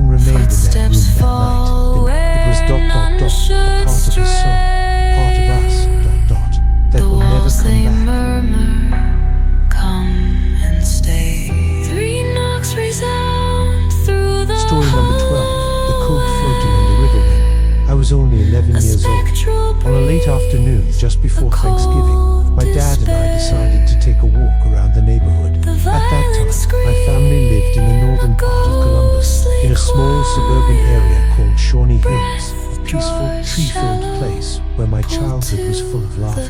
We had a big house, with separate bedrooms for me and a spacious backyard. At the end of the yard was a small gate, beyond which lay a dense, untamed forest. Further still was a deep, fast-flowing river, the kind that I had heard people talk about, saying it attracted kayakers in the summer. That afternoon, I was starving, but dinner was still an hour away. Instead of sitting idly in front of the TV like usual, my dad laughed and said, "Let's go to the riverbank. We'll throw some rocks, and by the time we're done, the turkey will be ready." I nodded right away. To me, throwing rocks into the river was one of the most fun things, especially since I was never allowed to go there alone. There's an indescribable feeling when you throw a big rock into the water and watch it splash into a column of white water. That afternoon, it was getting dark, but my dad still brought a flashlight. We walked through the woods, the light sweeping over branches and moss-covered stones. The cold wind blew sharply. The only sounds were our footsteps and the rustling of the leaves. ... Finally, ... we reached the riverbank. I ran to find the biggest rocks I could, as usual. My dad joined in. We both threw rock after rock into the water, each splash blending with the sound of the rushing current. Suddenly, my dad pointed to a big rock on the shore and said, "Wow, this one's a real gem." He stepped up onto a slippery stone right next to the water, gently nudging a nearby rock, probably trying to loosen it. But bam, everything happened so fast. He slipped. His body slammed hard against the rocks, making a dry, heavy sound. Then he fell straight into the icy cold water. At first, I laughed. I thought he was just joking like he always did in the pool, but he didn't surface. I rushed to the edge of the river and shouted, "Dad!" All I saw was a small piece of fabric shimmering in the flashlight's glow. A corner of his coat, slowly drifting, then swept away in the swirling current. At that moment, I felt my heart tighten. A cold, unbearable sensation crept through my fingers and toes. ... I screamed, running along the riverbank, calling my dad's name, crying out in sobs. But the more I ran, the farther away his figure seemed, until there was nothing left. No sound but the wind howling and the frantic beat of my heart in my chest. I collapsed onto the ground. ... Completely broken. I didn't want to believe he was gone, but deep down, there was something I couldn't explain that screamed Dad wouldn't be coming back. I jumped up, running like mad to the neighbor's house, out of breath as I yelled, "Help! My dad has been swept away." They called 911. One of them carried me home. ... The rest of that evening felt like an endless nightmare. My mom and sister still held on to hope. ... That maybe my dad was just injured, lying somewhere by the river, cold but still alive. I couldn't bring myself to say that I had seen his coat float so far away. I couldn't shatter their hope, but deep in my heart, I knew we had lost him. A few days later, they found his body miles away, frozen, silent. Our family collapsed. The following years were a blur, struggling with the pain, through therapy, books, even alcohol and religion. But nothing truly helped us move on. And now, after many years, every time Thanksgiving comes around, ... every time I hear the sound of running water, ... or see a dark coat blown by the wind, ... I remember that coat, the coat floating on the cold river. To me, the definition of horror is not ghosts or murder. It's not a ghost appearing in the night. It's that moment when you realize the person you love most is being swept away by the water, and you can't do anything to save them. If someone asked me, would you want to be haunted by a ghost, I would say, yes. I'd be willing to live with a ghost if it meant I wouldn't have to witness that scene again, not having to live with the memory of a final moment, with no goodbye.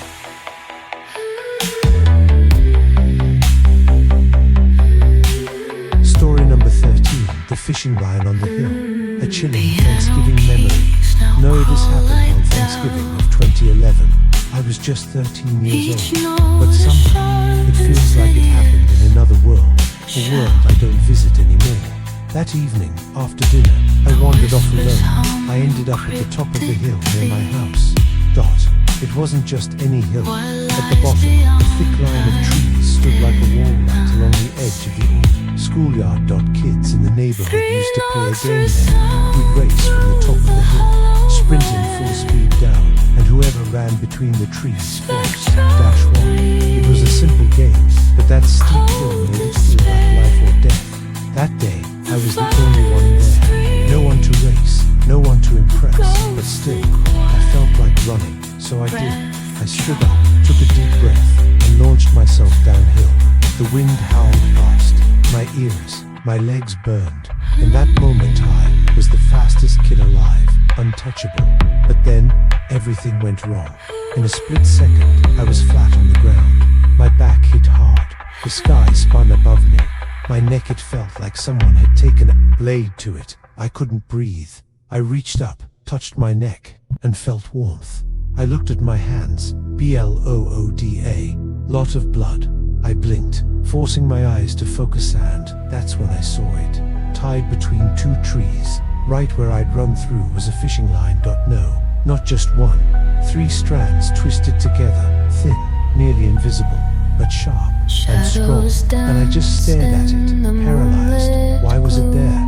Who would do something like this then? I heard them, about 20 feet away. A group of teens, 8th or 9th grade, maybe sitting on their bikes near the schoolyard fence. They were laughing. One of them pointed at me and shouted, "I can't believe he didn't see it. What an idiot." They were strangers, but I recognized a few faces from the school halls. I had never spoken to them, never done anything to them, but still, they chose me, just for fun, just to see what would happen. And as I lay there, neck bleeding, vision blurry, the worst part wasn't the pain, it was the fear that they weren't finished with me yet. So, I ran. I didn't even think, I just ran. Down the back of the hill, over the pavement, across the empty street until one tripped and crashed in front of the white entryway. It's a 7-Eleven now. I thought I was going to pass out, but then someone grabbed me. A woman, a stranger. She lifted me up, dragged me inside the store, bought bandages, patched me up. She didn't ask questions. She just said, "Go home, kid." I never saw her again, but she saved me. And after that night, I was never the same. I stopped trusting people, stopped playing, stopped running. Every moment of fun came with a quiet inspection. I'd scan everything, check twice, hesitate, because I knew now someone might be watching, waiting, setting a trap just for the thrill of it. I still have the scar right on my neck, a reminder that sometimes monsters don't hide in the shadows. They sit on bikes stuck in plain sight, laughing. Story number 14. This is a story about someone I used to know, someone I cut ties with, and someone I pray I'll never meet again, This, is a let's not meet story. It started about 4 years ago. Back then, I was living in my friend's house while attending a nearby university. The household included me, my friend, his sister, and their parents. Things were quiet, even comfortable, for a while until one day, his sister brought her boyfriend to live with us. At first, he was charismatic, friendly, charming, even the kind of guy who always had wild stories about his life, close calls, fights, survival tales. We'd often sit outside in the backyard with a drink or smoke, just chatting about life. I'll admit, for a moment, I thought he was pretty cool, but it didn't take long for the cracks to show. About a month in, his mask began to slip. He'd go off on wild rants about government conspiracies, the Matrix, secret mind control, how the world was against him. He fancied himself some kind of Sigma, Maltha, only one awake in a world full of sheep. Always paranoid, always angry, and worst of all, he had a terrible temper. He also owned a large dog, a huge, aggressive thing that he kept locked in a cage. Whenever he left the house, the dog became violent and unpredictable. One day, it attacked his girlfriend, the sister of my friend, and the dog had to be put down. That's when things got darker. From that point on, he started guilt-tripping her. Every day was a roller coaster of emotional abuse, crying, screaming, accusations. Every conversation circled back to how much Then came the next insane idea. He told her they should move out and live in a shipping container. No, I'm not talking about one of those trendy renovated homes. This was an actual rented container in a storage yard on the edge of town, cold, isolated, no windows, and somehow he convinced her to go with him. The people who worked at the yard began to complain. He threatened them, intimidated them. Police had to get involved more than once, but to him, that was just another conspiracy. They're targeting me. They tried to silence me. Eventually, his behavior became so abusive, so terrifying, that her family had to step in. We created a plan to get her out, and me, I had to pretend I was still on his side, just long enough for her to escape. After they finally broke up, he blamed me. He claimed I was poisoning her against him, that I was manipulating her into leaving, to make her mine. It wasn't true. She has a new partner now. She's happy. We all blocked the psycho on everything social media. Calls, texts, he was gone dot, or at least, we thought so. Fast forward to last year, I began receiving strange messages from fake accounts. Some friendly, others hostile, but all of them, when I looked closer, turned out to be him. I blocked each one, again and again. Then came one account that seemed different. It used the name of an old friend from university, someone I hadn't spoken to in a while. We caught up, chatted casually, shared updates online. It felt normal until one day he invited me to a house party. Free house, he said. Big place. Lots of people from college are going. Drinks, music, good vibes. Honestly, I was excited. I hadn't been to a proper party in ages, so I booked time off work, made travel plans, kept chatting with him, getting more hyped. Then, just by chance, I mentioned the party to my friend's sister, the one who used to date him. When I told her the address, she froze. Her face went pale. The house in question belonged to his father. It had been abandoned for months, scheduled for sale. There was no party. I didn't go. Instead, I called the police, claimed I suspected a break-in at the property. What they found still chills me to the bone. There were 5 people inside the house, and yes, he was one of them. Outside, parked by the curb, was a butcher's van docked inside. A fully equipped storage unit, with knives, hammers, rope, everything. Prepared, docked, everything waiting for something that never happened, because I never showed up. He wasn't charged with anything serious. No direct crime had occurred, but since then, he's vanished. And me, I count my lucky stars, darling, because if I had walked through that gate, I might not be alive to tell you this dot to him, if he's out there somewhere. Let's never meet again, dot ever dot. If you like creepy real-life stories like this one, don't forget to subscribe, drop a like, and share your own Let's Not Meet experiences in the comments below. Stay safe, and trust your instincts.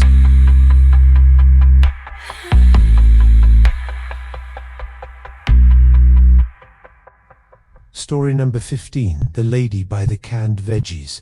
It started off like any other weekday. I was at the grocery store with my toddler, just grabbing a few things before heading home. Nothing unusual, until it got strange. I was in the canned goods aisle when an older woman, maybe around 70, approached me. She was by herself, thin, neat grey hair, pale skin. She had that sweet grandma vibe, but something felt off. She leaned in slightly and said, "Ma'am, just so you know, all canned vegetables are 50 cents this week.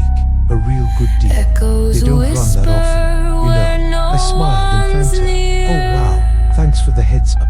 I'll definitely grab a few." She nodded and slowly walked away. I thought that was it, but just as she turned the corner, she stopped. Then she turned her head, slowly looked back at my son. Her expression shifted. She smiled, but her eyes didn't match the smile. She asked, "How old is he?" I hesitated.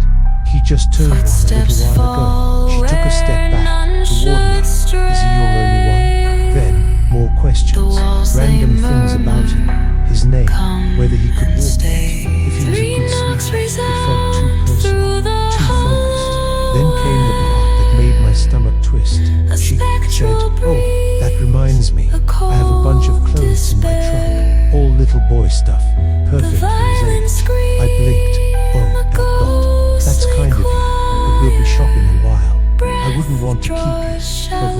firmer. It's no trouble. I'll wait outside. Then I can come back in and find you. Before you leave, my gut clenched. She tilted her head. Are you a single mom? Do you need them? I'd really like to give them to someone who could use them. I shook my head. Quickly. No, we're doing fine, but thank you. But she wouldn't drop it. They're just sitting there. I don't know what else to do with them. She kept pushing softly, sweetly, insistently. That's when I knew I needed to end the conversation. I walked away. My heart was thudding. I couldn't explain why, but everything in me screamed, leave. Now, I tried to calm myself, thinking maybe I was overreacting, but a few minutes later, I saw her again. She was no longer alone. She stood in the middle of the store with a younger man, tall, dark hooded, just standing there, watching, not shopping, not talking, just watching people, watching me. I couldn't hear what they were saying, but she glanced at me, twice. I didn't finish my list. I grabbed my son, clutched the cart, and left without looking back. In the car, my hands were shaking. Was she just a kind old lady, or was I about to become a headline? I'll never know, but mums, dads, parents out there who know the difference. Strangers smile at babies all the time, ask their age, make polite, small talk. But this wasn't that. This felt ... calculated, predatory. And if I've learned anything, it's that when your gut whispers -listen ... because sometimes it's not just a feeling.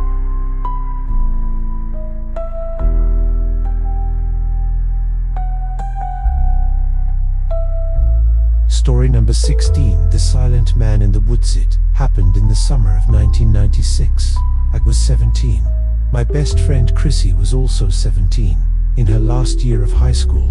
We were both smaller girls. She was 5'4", athletic from playing soccer, strong despite weighing just 110 pounds.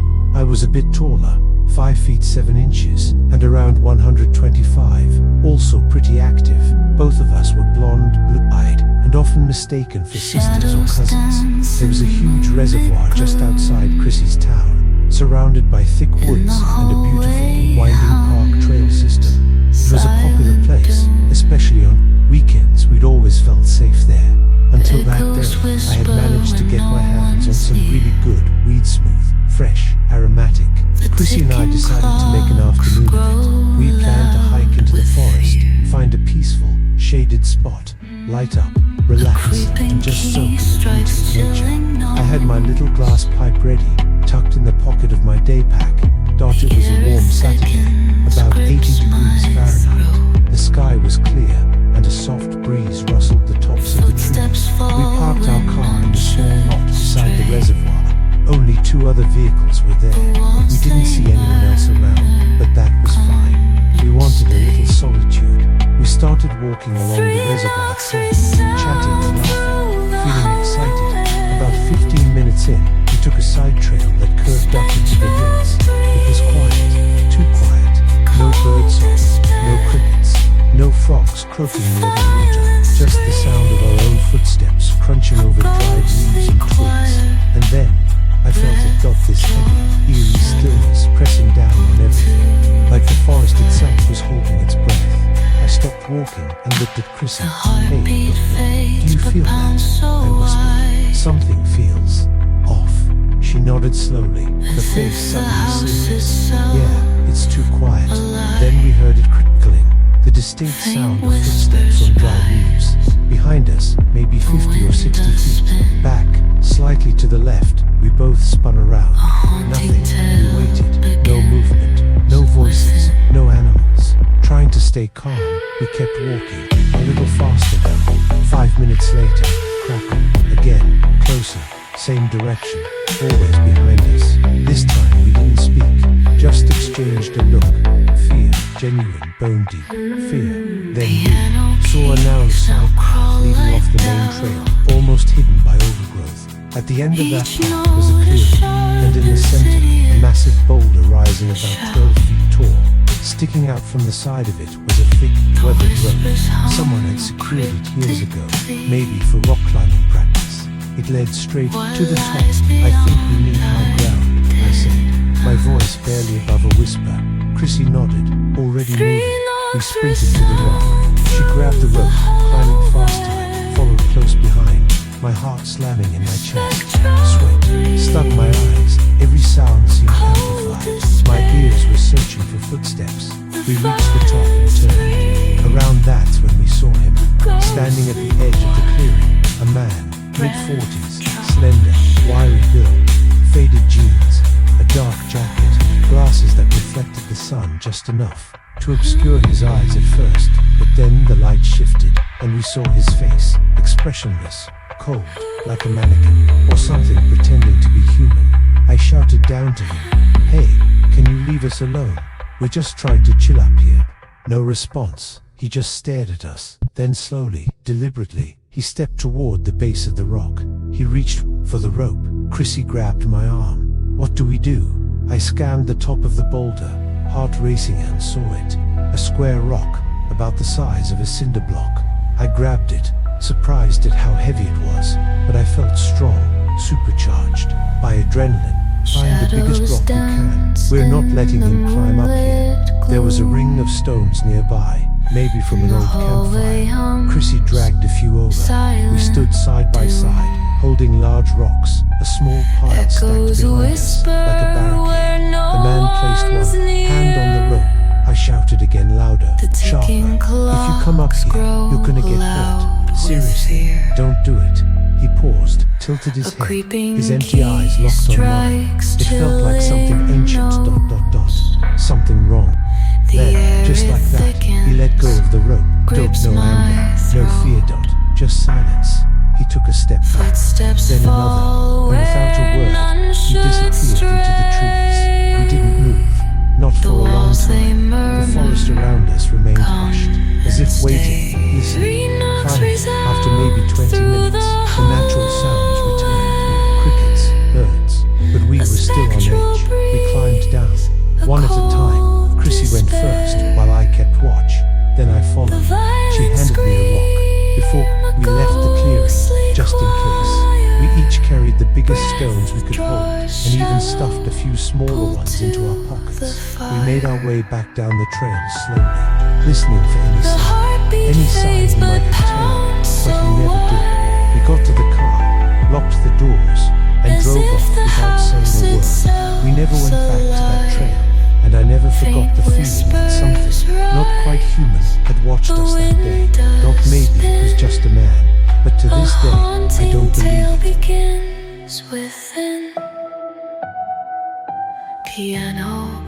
Story number 17, The Man in the Hallway. A true creepy story. This happened when I was around 10 years old. My family and I were on a ski trip at a resort, somewhere up in the mountains. It was me, my dad, my stepmom, and my 3 sisters. That afternoon, most of them were still out skiing, except for me and my sister Ava. We were cold, tired, and just wanted to warm up. So we headed back to the hotel early. We grabbed some snacks and sat in the hotel restaurant, waiting for the others. After a while, my stepmom came down to meet us. We asked if she could hold the table while Ava and I ran upstairs to drop off our ski gear. That's when things took a strange turn. We took the elevator up, chatting and laughing like normal kids. But as we stepped into the hallway, I suddenly felt ... off. You know that feeling, like you're being watched. The hallway was long and quiet. To quiet and the light flickered faintly overhead. As we turned the corner toward our room, I heard a voice from behind us. "Hey," it said. I froze. At first I thought maybe someone was calling out to someone else. I mean, we were just 2 kids. Why would anyone talk to us? So we kept walking. Then ... Heavier footsteps followed. We reached our room and quickly unlocked the door. Just as we stepped in, he appeared. He was tall, maybe 6 feet, mid to late 50s, grey thinning hair. He was wearing what looked like a staff uniform, but something was off. It had no name tag, no hotel logo, and most disturbingly, he was wearing black surgical gloves. He stood in the doorway before we could close it. "I was talking to you," he said, his voice low and gruff. We spun around, startled. Ava whispered, "Us?" "Yes, you too," he replied. "I need help with something. My hand's injured and I can't pour water. Could you come to my room and help me out, just for a second?" I felt my stomach drop. Every alarm bell went off in my head. Something was wrong. Very wrong. We both politely declined. His tone shifted. It'll only take a second, he insisted. Just help an old man out. He kept trying to smile, but it didn't reach his eyes. There was something off about him. Something that made your skin crawl. No thank you, Ava said again, a bit firmer this time. His eyes darkened. Come on, it's just water, he said. For 3 full minutes, he kept pushing, repeating the same request, trying to guilt us into stepping into his room. His tone kept shifting, kind, then annoyed, then almost angry. That's when something inside me snapped. No sir, we're good. I yelled and shoved the door closed as hard as I could. He locked it there, and for a few moments, he just stood there, heart pounding, silent, frozen, listening. We peeked through the peephole. He was still there, just standing, not moving. Then, he walked away. We waited a few more minutes, just to be sure. Then we bolted down the hallway, skipping the elevator and racing down the stairs. We didn't stop running until we reached the restaurant. We told our mom everything, but her face went pale. She rushed to the front desk and demanded to speak to hotel security. They interviewed us separately, asking for a description. That's when they told us the most terrifying part. We don't have any staff matching that description. The guard said, our housekeeping team is mostly young college students, and no one should be on that floor in gloves. Oh, and the cameras. There were none in the hallway, only at the elevators. To this day, we don't know who that man was. We don't know what he really wanted, but I do know this. If we had stepped into that room. If we had just tried to pour some water. We might not have come back out. Each note is sharp, insidious. Story number 18. He tried to kill me. Years before they caught him one, I was a teenager. I worked at a small town diner to pay for gas so I could drive my beat-up old car. The shifts were long, and I usually left after dark. That's when I met him. Everyone called him Jason, but I secretly called him Mr. Cool. He was in his early 20s, always hanging around, always trying to flirt with the younger waitresses. But he especially liked talking to me. At first I thought he was just awkward, naive as I was. I brushed off the age difference and his weird comments, but something about him always felt off. That unease hit its peak one night when I got off work. It was late. The parking lot was dimly lit and empty. I moved fast, just like I'd trained myself. Get in the car, shut the door, lock it. One motion, I'd done it 100 times. But this time, just as I clicked the lock, I saw him. Jason. He appeared out of the shadows, like he'd been waiting. He lunged for my door handle, jerking it violently. Our eyes met through the glass, and in that split second, I saw it. There was something inhuman behind his smile. Cold, calculated, evil. My stomach dropped. My hands were trembling as I started the engine. He just stood there, grinning, like he knew a secret I didn't. I drove off like hell was behind me, and from that night on, I avoided him completely, but I didn't tell him. I was scared rejecting him would provoke something worse. After that, Jason started lying more, spinning ridiculous stories about owning businesses, about secret jobs with the government. He constantly looked for ways to be alone with me, offering rides, bringing gifts, asking for help with things that didn't make sense. But I trusted my gut. Something about him felt predatory, so I kept my distance. Then, 2 weeks later, the diner got robbed. The place was trashed, cash gone. The whole town was shaken. Rumors started flying. And guess who was acting weirdly interested in all the details? Jason. There was evidence, lots of IT pointing in his direction, but nothing that could hold up in court. No arrest, just whispers. I sent everything I had, texts, screenshots, even voice memos to the police chief anonymously. And after that, Jason vanished. No one saw him again. For years, I tried to forget him. I moved away, got a new job, tried to live a normal life, but I never stopped checking over my shoulder. Then, 5 years ago, he messaged me, out of nowhere. Facebook. His tone was overly casual, talking about some classified military job, about land he'd supposedly bought, acres and acres of forest. He said he wanted to catch up. He said he'd been thinking about me. I felt sick. I blocked him and tried to forget. But just this morning, something caught my eye. A post, a news article, an unsolved murder case. At his face, Jason had been arrested. Not just for murder, but for multiple violent felony charges. They finally had enough to put him away. My blood ran cold. That same sinister smile I saw through my car window was in his mugshot. And in that moment, I realized my instinct saved my life. A cryptic plea. What lies beyond? I dare Story not number 19. see. The man who watched me in silent sight was just after 5 p.m. on a winter evening dark, had already swallowed the ski end. I decided to make a quick run to the local grocery store. The place wasn't busy, just a few people milling about. Everyone bundled in coats and moving with that quiet, tired energy of early evening. I was in one of the quieter aisles, taking my time comparing a few items, when I noticed him. A man, late 20s, or maybe early 30s, light hair, thin glasses, scruffy beard. At first, I didn't pay him any mind. He stood just a few feet away, almost too close for comfort. But maybe he just needed something from the shelf too, right? Seconds passed. He didn't move, didn't reach for anything, didn't glance at the products. He was just ... Standing there, I glanced over, and he was already looking at me. Not a casual glance, he was staring, eyes locked, like he'd been watching me long before I noticed. For a moment, I thought he was going to say something, but he didn't. The silence was heavy, uncomfortable. So I looked away and walked off quickly. Maybe he was just awkward, socially anxious. No big deal. But less than a minute later, in a completely different aisle, there he was again, coming down the aisle. Eyes fixed on me.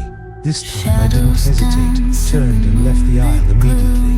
My heart was racing. I could feel his gaze burning into the back of my head as I walked. I went straight to I scanned my items fast, barely looking up. My eyes kept darting around, searching for him in the reflections of the glass freezer doors. But I didn't see him. Maybe I overreacted. Maybe he just left. I finished paying and started walking out, finally feeling a bit more at ease. But right as I pushed open the doors, something told me to look back one more time. And there he was, right behind me. No groceries, nothing in his hands, just following. I froze. Stopped dead in my tracks. He stopped too, still staring, then dashed. Without a word, he dropped his head, looked at his phone, and casually walked past me out the door, like nothing happened. But that wasn't the end. I stood there for a second, half-pounding, completely unsure of what to do. I could see my car. Thankfully, I'd parked close. I called mine and started walking fast, then running. I jumped into the car, locked the doors, and looked around. My hands were shaking, and then I saw him. He wasn't leaving. He wasn't getting into a car. He was just ... wandering the parking lot, slowly, aimlessly, peering between the rows of cars, looking for what? For who? I stayed low, phone close to my ear, whispering everything I saw. I watched him for nearly a full minute, before I couldn't take it anymore. I started the engine and got the hell out of there. I don't know what he wanted. He didn't say a word, didn't try to talk to me, but every time I looked up, he was already watching me. And that's what haunts me the most. Was he just some weird guy with no social awareness? Was he planning something worse? Why didn't he buy anything? And how long had he been watching? Before I even noticed. I've tried to rationalize it 100 ways, but something about it all just felt ... off ... too quiet, too still, too wrong maybe.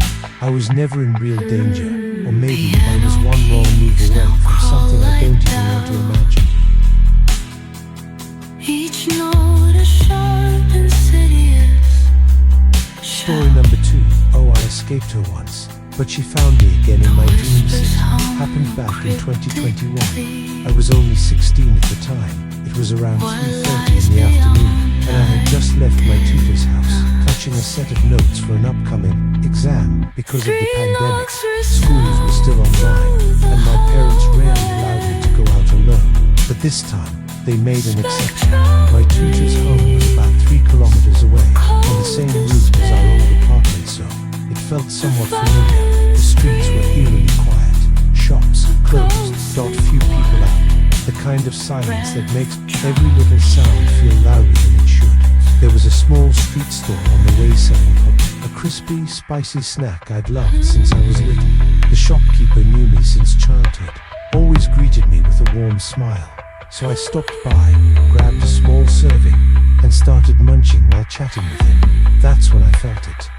Soft, cold touch fingers running through the end of my ponytail. Startled, I turned around. Standing behind me was an old woman. She must have been in her 60s, maybe 70s. Her clothes were worn, dusty, her eyes sunken but oddly bright, like a flicker of something. Off, she smiled at me, her teeth stained and yellow, and said softly, "Sweet child, could you buy me something to eat?" I hesitated. Didn't have much money left, but I didn't know how to say no. So I asked the shopkeeper to give her the rest of my portion. She thanked me, but then, without warning, grabbed my right wrist tight.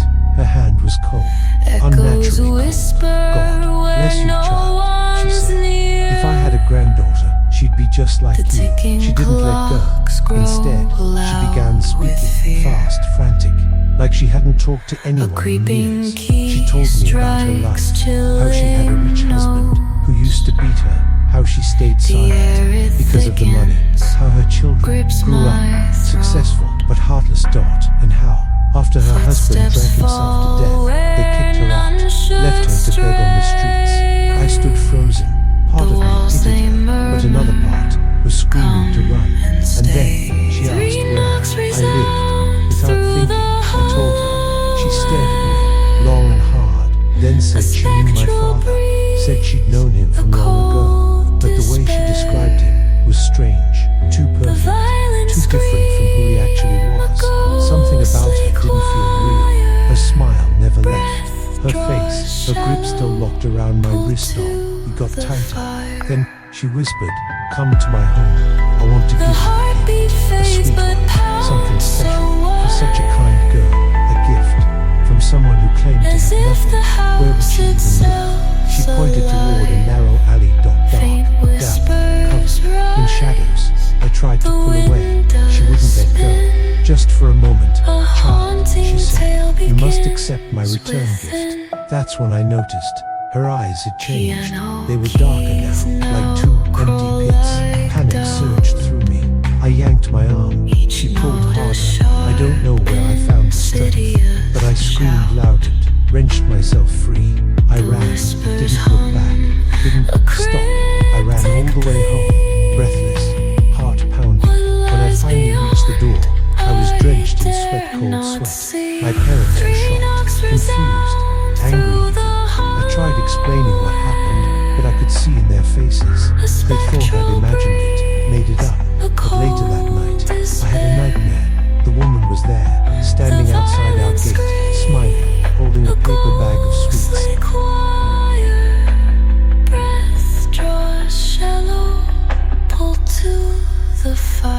Story number 21. The couple in the teal car. Have you ever felt someone was watching you, but that gaze didn't seem human? Today's story is about a strange encounter which happened in a peaceful small town where strangers appeared in an old car with unforgettable faces. This is not a ghost story, but maybe it's even scarier. I still think about it almost every day. It happened back in the summer of 2017 when I was 14. My dad lives near a small, almost forgotten lake in Wisconsin, a neighborhood so tiny, only about 100 people lived there. Every other week, my brother and I would go stay with him. We basically knew everyone. My dad's house was the second to last on a long, steep hill. At the top of the hill, a tiny gas station and an old-school diner. That summer, I was working there as a waitress. At the bottom of the hill was the lake, quiet, peaceful, and a little eerie if you were alone. One particular morning, after a slow shift at the diner, I bought myself a slushie and planned to head down to the beach to relax. But just as I stepped outside, there it was, a car. Not just teal blue beauty from what looked like the 1960s. It was immaculate, like it had been pulled from a movie set. I'm not great with car models, but this one, it was unforgettable. Inside were two people, an older couple. The man sat behind the wheel, still as stone. The woman stared straight ahead. Their windows were rolled up, so I couldn't see them too clearly, but I swear, they were both looking at me, not just glancing looking. I felt a weird chill, but I brushed it off. We don't get many visitors in our town, so I figured they were just passing through. Later that afternoon, my younger brother and I headed to the beach. We hung out for hours until the sun started to dip behind the trees. As we packed up. I finished first and began the walk up the hill alone. My brother followed a minute or so behind. It was a steep, long walk, quiet, too quiet. As I neared the halfway point, I heard a car behind me. Instinctively, I moved to the side of the narrow road, and then I froze. It was that car, the teal one from earlier. It crept up beside me, slowly, deliberate, too slow for just passing by. The passenger side window rolled down, and that's when I saw them. My blood went cold. They weren't wearing faces, at least not real ones. It looked like they were wearing masks, but not the cheap rubbery Halloween kind. These were too good, too real, too perfect. Their skin, if that's what it was, had no texture, no pores, no wrinkles, no flaws, it looked, molded. And the eyes were the worst part. They looked human, wet, alive, but surrounded by something that wasn't. There were no seams around the neck, no edges, no breathing holes. The woman leaned out just a little, her head tilted ever so slightly. "Excuse me," she said. Her voice was soft, sweet, but wrong. "Can you tell us how to get to Highway 48? Highway 48? There was no Highway 48. Not around here, but I didn't want to stand there a second longer. I pointed up the hill, toward the diner and gas station. Double quotes, just that way," I said, barely getting the words out. She smiled, but her smile didn't reach her eyes. They rolled the window up and drove away slowly, almost like they wanted me to watch them leave. I sprinted to my brother. He had seen the car too. He said they looked completely normal when they passed him. Judd, an old couple. How? That morning they had looked normal too, but up close, nothing about them was right. I told my dad when I got home. He barely reacted. Just said maybe they were wearing makeup or masks for some prank. But I know what I saw, and it wasn't a prank. To this day, I can't explain what they were. I don't believe in ghosts or aliens or anything like that, but I do believe that sometimes things pass through this world that aren't meant to stay, and sometimes they wear faces. The girl never saw that car again, but the feeling that the two people didn't know about still followed her firmly for many years after. They did nothing. They searched for directions, but those eyes, that smile, that face, didn't belong here. Who do they think they are? And if one day a car stopped next to you, would you look inside? Shadows dance in the moonlit gloom. In the hallway. Story number 22. He's still out there, behind the diner. I worked the graveyard shift at a 24-hour diner in a small, quiet town. You'd think nights would be peaceful, but if you've ever worked overnights like me, you know it's when the strange ones crawl out of the shadows. I've seen my fair share of weirdos, but absolutely nothing like what happened tonight. The diner backs up to this massive field, completely overgrown, ending in a thick tree line. It's always felt off, like something was watching. Around 2:30 a.m., my cook and I stepped out back for a smoke. The air was still, too still, but then we heard it's a voice, faint, distant, a man yelling something incoherent from 10 feet. We hear weird stuff all the time. Drifters, homeless folks, sometimes drunk college kids, usually harmless. So we laughed it off, shrugged, and went back inside. About an hour later, I stepped out alone to throw trash in the dumpster. That same dumpster that's tucked right up against the edge of the field. Dumb move, I know. I hadn't heard the voice again until I turned my back. "Hey, come here." I froze. It wasn't far this time. The voice was close to close. like it had been screaming for hours. I didn't look back. I bolted inside and told my co-worker, who owns a beat-up old car with a mounted spotlight. Again, not smart, but curiosity got the best of us. We shined the light toward the tree line. Nothing, until, "Hey, come here." The voice again, louder, closer, but we couldn't see him. I didn't wait any longer. I called the cops, right after I hung up. He stepped out of the tree line, an older man, thin, wild-eyed. He wore a filthy tan trench coat, swaying as he ran across the parking lot, straight toward us. My co-worker and one of the few customers inside screamed and ran to lock the front door. I was already dialing 911 again. The man charged up to the window, still yelling garbled threats, curses. My cook ran out the side door to cut him off, yelling at him to leave. That's when the man shouted something I'll never forget. "I'll end your life next time I see you."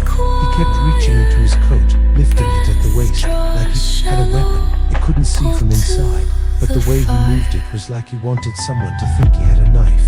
Or worse. Cops finally found him down the road. One officer stopped by to update us, said he was homeless, said he was mentally unstable. No kidding, we gave our statements. My cook pressed charges. But here's the kicker, the cops said they couldn't do anything, wouldn't even give us the guy's name. Just ended with, "He's known to carry a knife. Call us if he comes back." And then he left. It wasn't even an hour later when he came back. Not up to the door this time, but we saw him sprint across the neighboring lot and vanish into the field again. From the back of the diner, we could still hear him. "Hey, ... come here, hey, come here," over and over. The rush hit us after the bars closed, and the yelling eventually stopped. But I know he's still out there. I caught him sleeping behind the dumpster once before. I'd bet he's doing it again. When my manager comes in the morning, I'm going to ask her to pull the security footage so I can get a picture of him. I need to warn the other night shift workers, but here's what really chills me. That field doesn't just back up to the diner. It backs up to a middle school, and the cops still say there's nothing they can do. The ticking clocks grow loud with fear. Story number 23, The Silent Watcher. In 2018, I lived in a humble neighborhood in Chicago, the Humboldt Park area. I was 33 years old at the time, sharing a small apartment with my partner and our German Shepherd. The building we lived in was an old, creaky, 12-unit walker, typical of low-budget Chicago rentals, nestled in a neighborhood that was starting to change. Gentrification was slowly creeping in. The layout of our building is important. There was a shared entrance for the 4 apartments in the front, mine included, and the other 8 units had a second entrance around the back. All the apartments had connected back porches with a narrow walkway leading to a rear gate that opened into the alley. From the front stairwell, you could look through the windows on each landing to see the back porches. This meant if you stood by the front door, you could easily spot the back door of my apartment. We had a solid rapport with most of our neighbors, especially those directly below us, who shared our entrance. My partner, a touring musician at the time, would leave for weekends or weeks at a time, and I found myself a little terrified. You see, I'd been stalked by my ex in my teens and 20s, and the fear of him finding me again was always in the back of my mind. I was on constant alert, always afraid that something small, something out of place, would trigger him to start stalking me again. About a month before my partner's next tour, I received a chilling message from my ex on Facebook. Yet another, new account. The message was vague, eerie, and unsettling. Soon after, my car was broken into. The glove compartment was ransacked, items tossed around, but the only thing taken, a bag of dog treats. Everything else, including about $20 in loose change, was left untouched. I couldn't make sense of it, but I felt a sinking dread in my chest. Why would someone break into my car and leave the money behind? The police didn't take me seriously. Car break-ins were common in Chicago, and they told me they couldn't do much unless there was a clear crime. Still, I couldn't shake the feeling that something was very wrong. My partner was irritated with my paranoia. He thought I was overreacting, but I knew better. The sense of danger was real. Before he left for his tour, I set up cameras, bought door door braces for both my front and back doors, and became entirely nocturnal. I could hardly sleep, consumed by fear. My poor dog started to get sick, probably from the stress. She developed severe diarrhea, which meant I had to take her down the 4 flights of stairs multiple times each night. As I did, I couldn't shake the feeling of being watched. I could never tell if it was my own heightened fear, or if there really was someone lurking in the shadows, watching me. One morning, something happened that would chill me to my core. It was a Sunday, and my partner had just returned from his tour. It was about 11 a.m. when I heard some bad news from one of my neighbors. The apartment on the first floor had been broken into.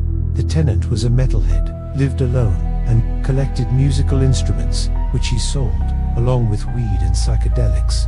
When he left for breakfast, he left his door unlocked.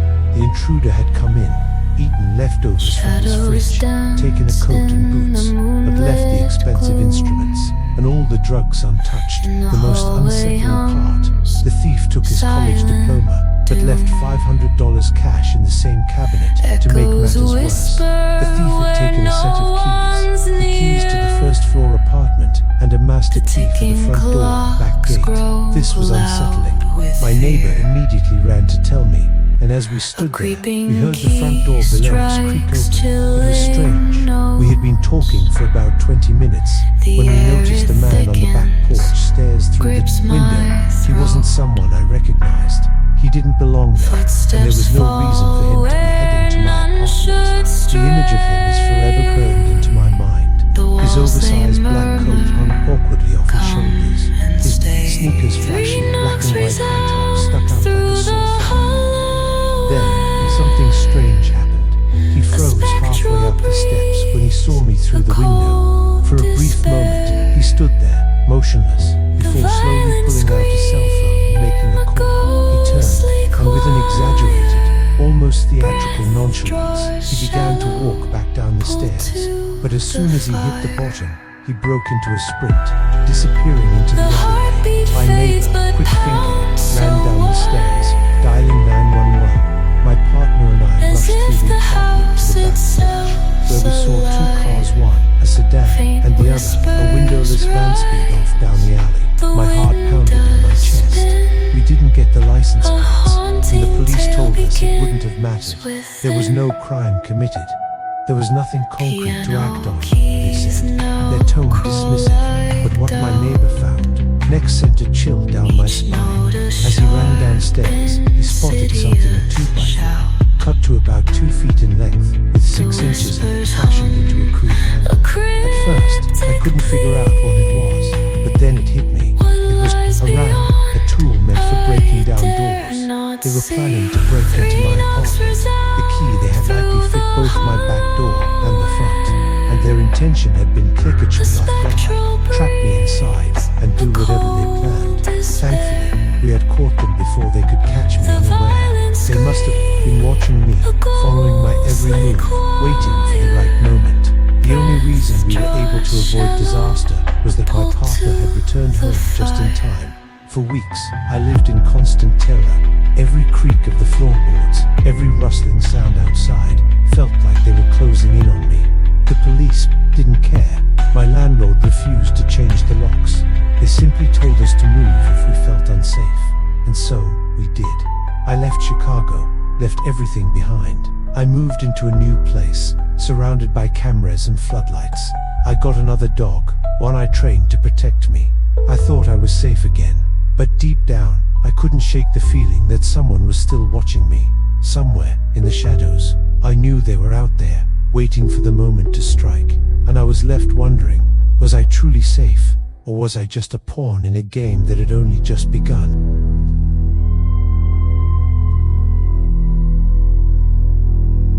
Story number 2 for the stranger with the knife. It was supposed to be just another regular day at work, but something felt off.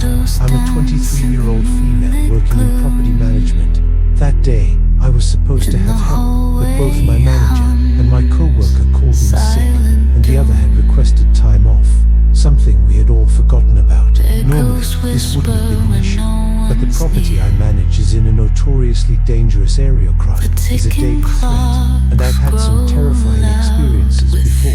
I even had to transition to a different role, just because I didn't feel safe anymore. But when they offered me a substantial raise to come back, I reluctantly agreed. Still, I voiced my concerns. The office door was supposed to stay locked during business hours for safety, but for some reason, that day, it wasn't. The property was large and busy, and I was completely alone, trying to juggle everything from giving tours to dealing with residents. The pressure was mounting, and I was growing more anxious by the minute. I knew I needed someone to help me, so I called a co-worker from the sister property. She agreed to come, but she had to leave early. I was desperate enough to say yes, just an hour before closing. As my co-worker was about to leave, a man walked in. He was carrying a duffel bag. I don't want to make assumptions, but he looked homeless, disheveled, and out of sorts. His eyes didn't seem right, and something about him made me feel uneasy from the moment he entered. He walked up to me, handed me his ID, and muttered something about how I don't respect veterans. I tried to stay calm and asked how I could assist him, but his responses were incoherent, and his behavior seemed erratic. I felt the tension building in my chest as I was trying to get him to explain himself. My co-worker, who had come in just to say hi, noticed that something was wrong. She immediately came over, sensing the unease in the air. The man didn't like that. He didn't like being questioned. Without warning, he opened his duffel bag and began pulling things out, one by one. First, a piece of women's lingerie, which he tossed onto my desk, then a small box. He opened it, revealing an SD card, and began trying to insert it into my computer. My heart raced as I told him to stop, but he didn't. He rummaged through his bag, growing more agitated with every second. At this point, my fear was no longer just a feeling, it was a reality. Something was wrong. He pulled out a knife. A cold shiver ran down my spine as I froze. I could feel my breath catching my throat. My co-worker and I screamed at him to put it away and leave, but he didn't listen. The knife gleamed menacingly in his hand, and I feared the worst. What if this was it? What if he just snapped? The seconds felt like hours as I frantically messaged my manager, who lived on site but was sick the day I told him to call the police. Luckily, my co-worker didn't wait for him to act. He walked toward the man, using his size and presence to guide him out without physically touching him. The man finally left, but he didn't stop there. He paced outside the door, screaming obscenities, trying to get back inside. We locked the door and called for help. Within minutes, a squad car arrived, then another, then another. 4 police cars in total. The man had moved on to a convenience store attached to the building. We pointed them in the direction of the store, and the officers rushed in. He resisted, aggressively fighting back, and the police had no choice but to use force. They took him down and detained him. I told the officers about the knife, and they found it in his bag. I identified the weapon. The fear still hadn't worn off, but I knew he needed help. He was clearly in the midst of a mental health crisis. Jail wasn't going to fix him. I didn't press charges. I wanted him to get the help he needed, but the district attorney didn't share my sentiment. They pressed charges on my behalf. The court issued a protection order, and he was let go without bail. But then came the twist. The last update I received, he didn't show up to his court hearing, and now there's a warrant out for his arrest. I haven't seen him since that day, and frankly, I'm scared. I'm scared of what might happen if he comes back, or if he's already watching me. Grips my throat.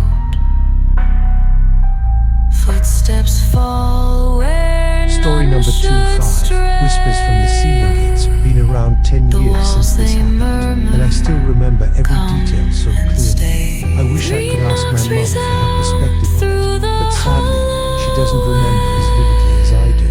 Let me give you some context. I grew up in a mid-sized city in the southern United States. There wasn't much to do, aside from going to the mall. Sure, there were movie theaters and a couple of bowling alleys, but the mall was the central spot for everything. My mum worked at a department store inside the mall, so I often found myself there, sitting in the break room while she worked. It gave me an excuse to leave the house, and on occasion, I would walk around the mall, or grab a snack from the food court. As if But the house honestly, I was a shy kid, so I preferred staying cooped up in the break room, playing games on my Nintendo DS. Most of my mom's co-workers were kind and would check on me whenever they had a moment. If I was lucky enough to go with her on weekends, I would often convince her to let me bring my girlfriend though. I didn't want anyone to know about it, since we were both girls. It was our little secret, and it was always fun getting out of the house for a date without anyone suspecting. My girlfriend wasn't as fond of staying in the break room with me, though she always wanted to walk around the mall, but I didn't share her enthusiasm for it. She loved taking walks, and I preferred staying in one place, but I always caved in to her requests, even though it wasn't really my thing at first. I didn't think much of it, but after a while, I started to notice that she was acting a bit strange about the break room. She didn't like being in there for long, and it seemed like she was always trying to get me out of the room. One day, frustrated and curious, I asked her what was wrong. I thought she was going to mention the cramped space or the flickering lights, but no. What she said made my skin crawl. She told me that, whenever she stayed in the break room, she heard something coming from the ceiling. It sounded like footsteps, slow, heavy steps, like someone was walking up there. I tried to brush it off, assuming it was just her imagination, but she seemed genuinely disturbed by it. I told her that the ceiling space was used for maintenance and that sometimes the mall workers would go up there to fix things. I figured that would ease her mind, but it didn't. She still wasn't comfortable. And after hearing her concerns, I agreed to let her walk around instead of staying in the break room. But something about that conversation stuck with me. Later, that day, I asked my mum about it. I mentioned what my girlfriend had said about hearing noises in the ceiling and asked if anyone had been up there fixing anything. My mum's face changed when I asked. She looked worried, as if the question had brought back some unpleasant memories. She took me into the receiving room of the department store, a small, cluttered room filled with boxes and items that were waiting to be put out on the shelves. The room was shaped like an L, and part of it led up to a hatch in the ceiling. Now, let me explain. To get into the ceiling, you had to call in the mall's maintenance team. The store didn't have a ladder or anything like that, and access was limited to the hatch. That was it, and that's when I saw them.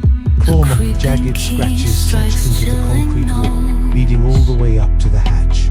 My heart stopped when I saw them. The marks were brown and deep, like something had scratched its way up the wall with a force that sent chills down my spine.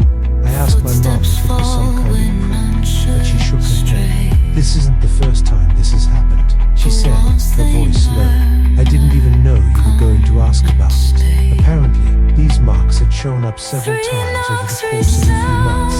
Each time, the mall's security and maintenance teams would come in to investigate, but every time, nothing was ever found. No one had any explanation for the scratches, and eventually, the mall just gave up. Their only guess was that it could have been a homeless person sneaking into the ceiling, but the idea seemed fun. How could someone get in there without being caught? After seeing the marks, I couldn't bring myself to stay at the mall anymore.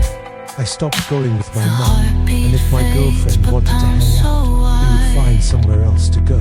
I just didn't feel safe in that break room anymore. Nothing had happened up until that point, but something about the idea of someone or something lurking in the ceiling made me uneasy. I couldn't shake the feeling that it was only a matter of time before we crossed paths with whatever was up there, to whoever or whatever was walking around in the ceiling that day. I hope we never meet again.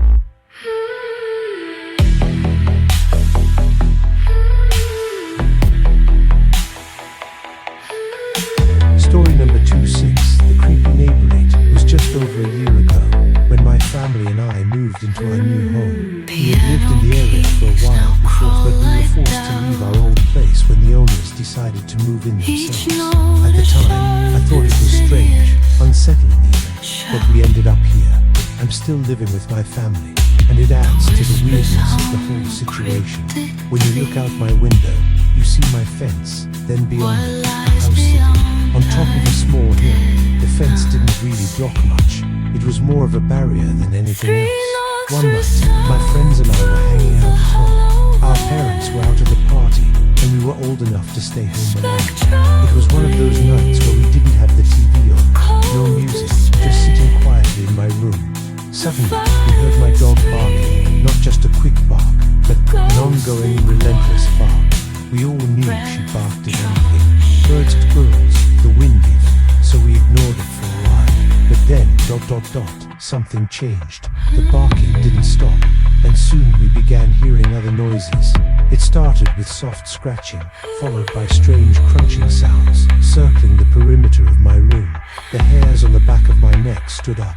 The noises were getting closer. Then, just as we were about to get really scared, we heard it. Loud, violent banging on my glass sliding door. We froze in fear. What could possibly be out there? My friends and I quickly ran out of the room to investigate, hearts pounding.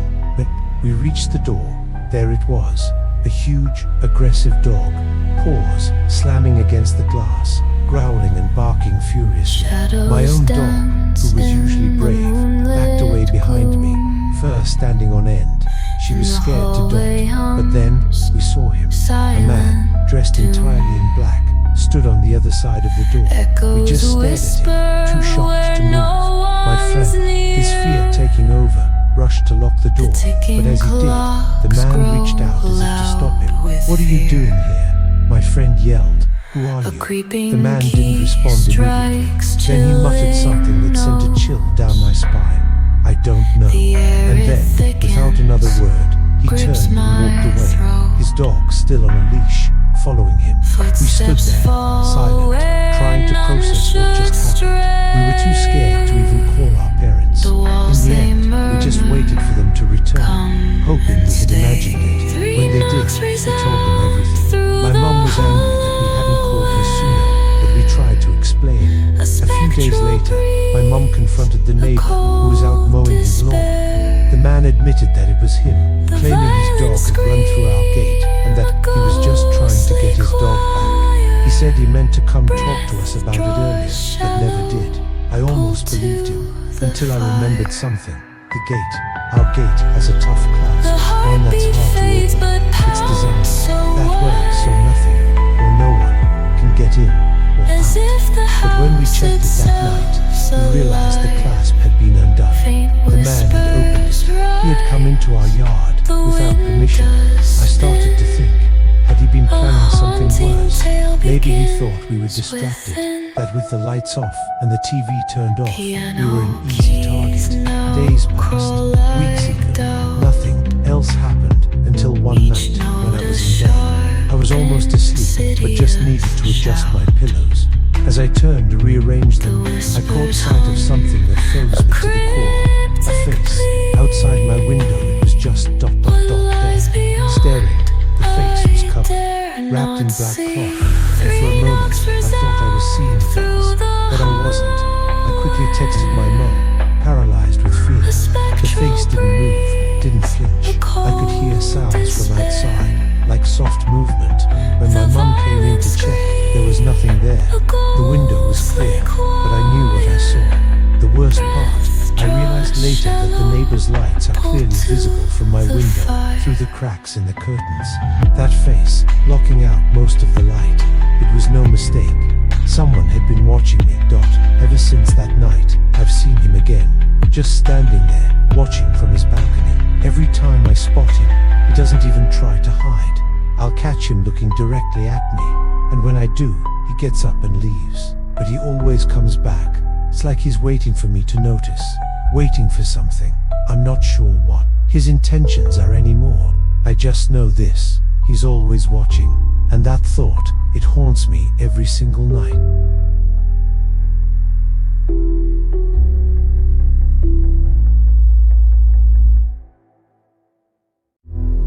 Story number 27A, Shadow in the Rearview. It was a dark, lonely night a few years ago when a 23-year-old woman was driving home after dropping my dad off at the airport for his late-night flight. The airport was about 2 hours away from my home, so I knew I still had a long drive ahead.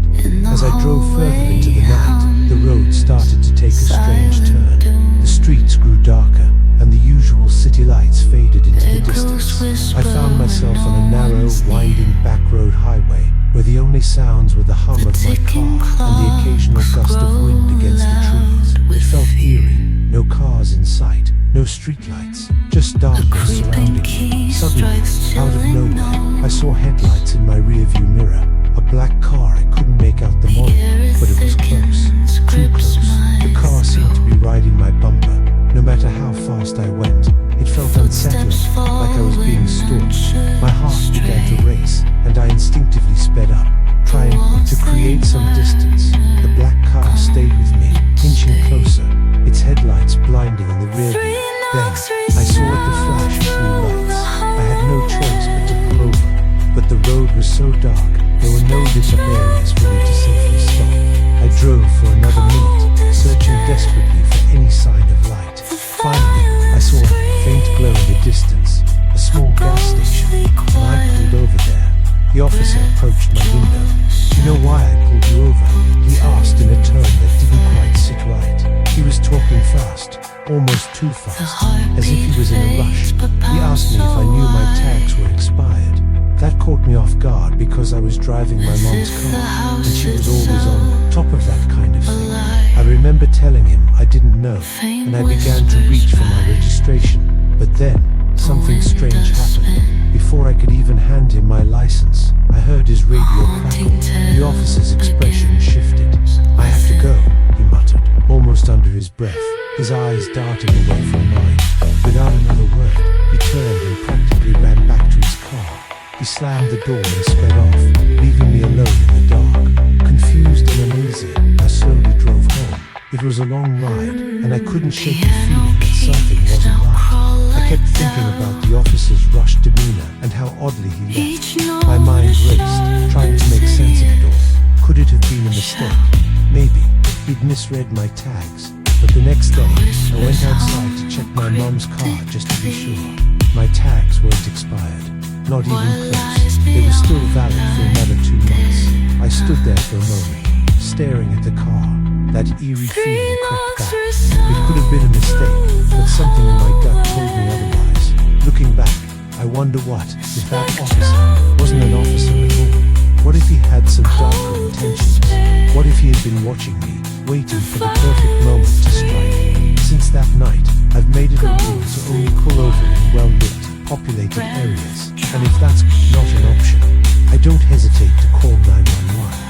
You never know who you might encounter on those dark, empty roads.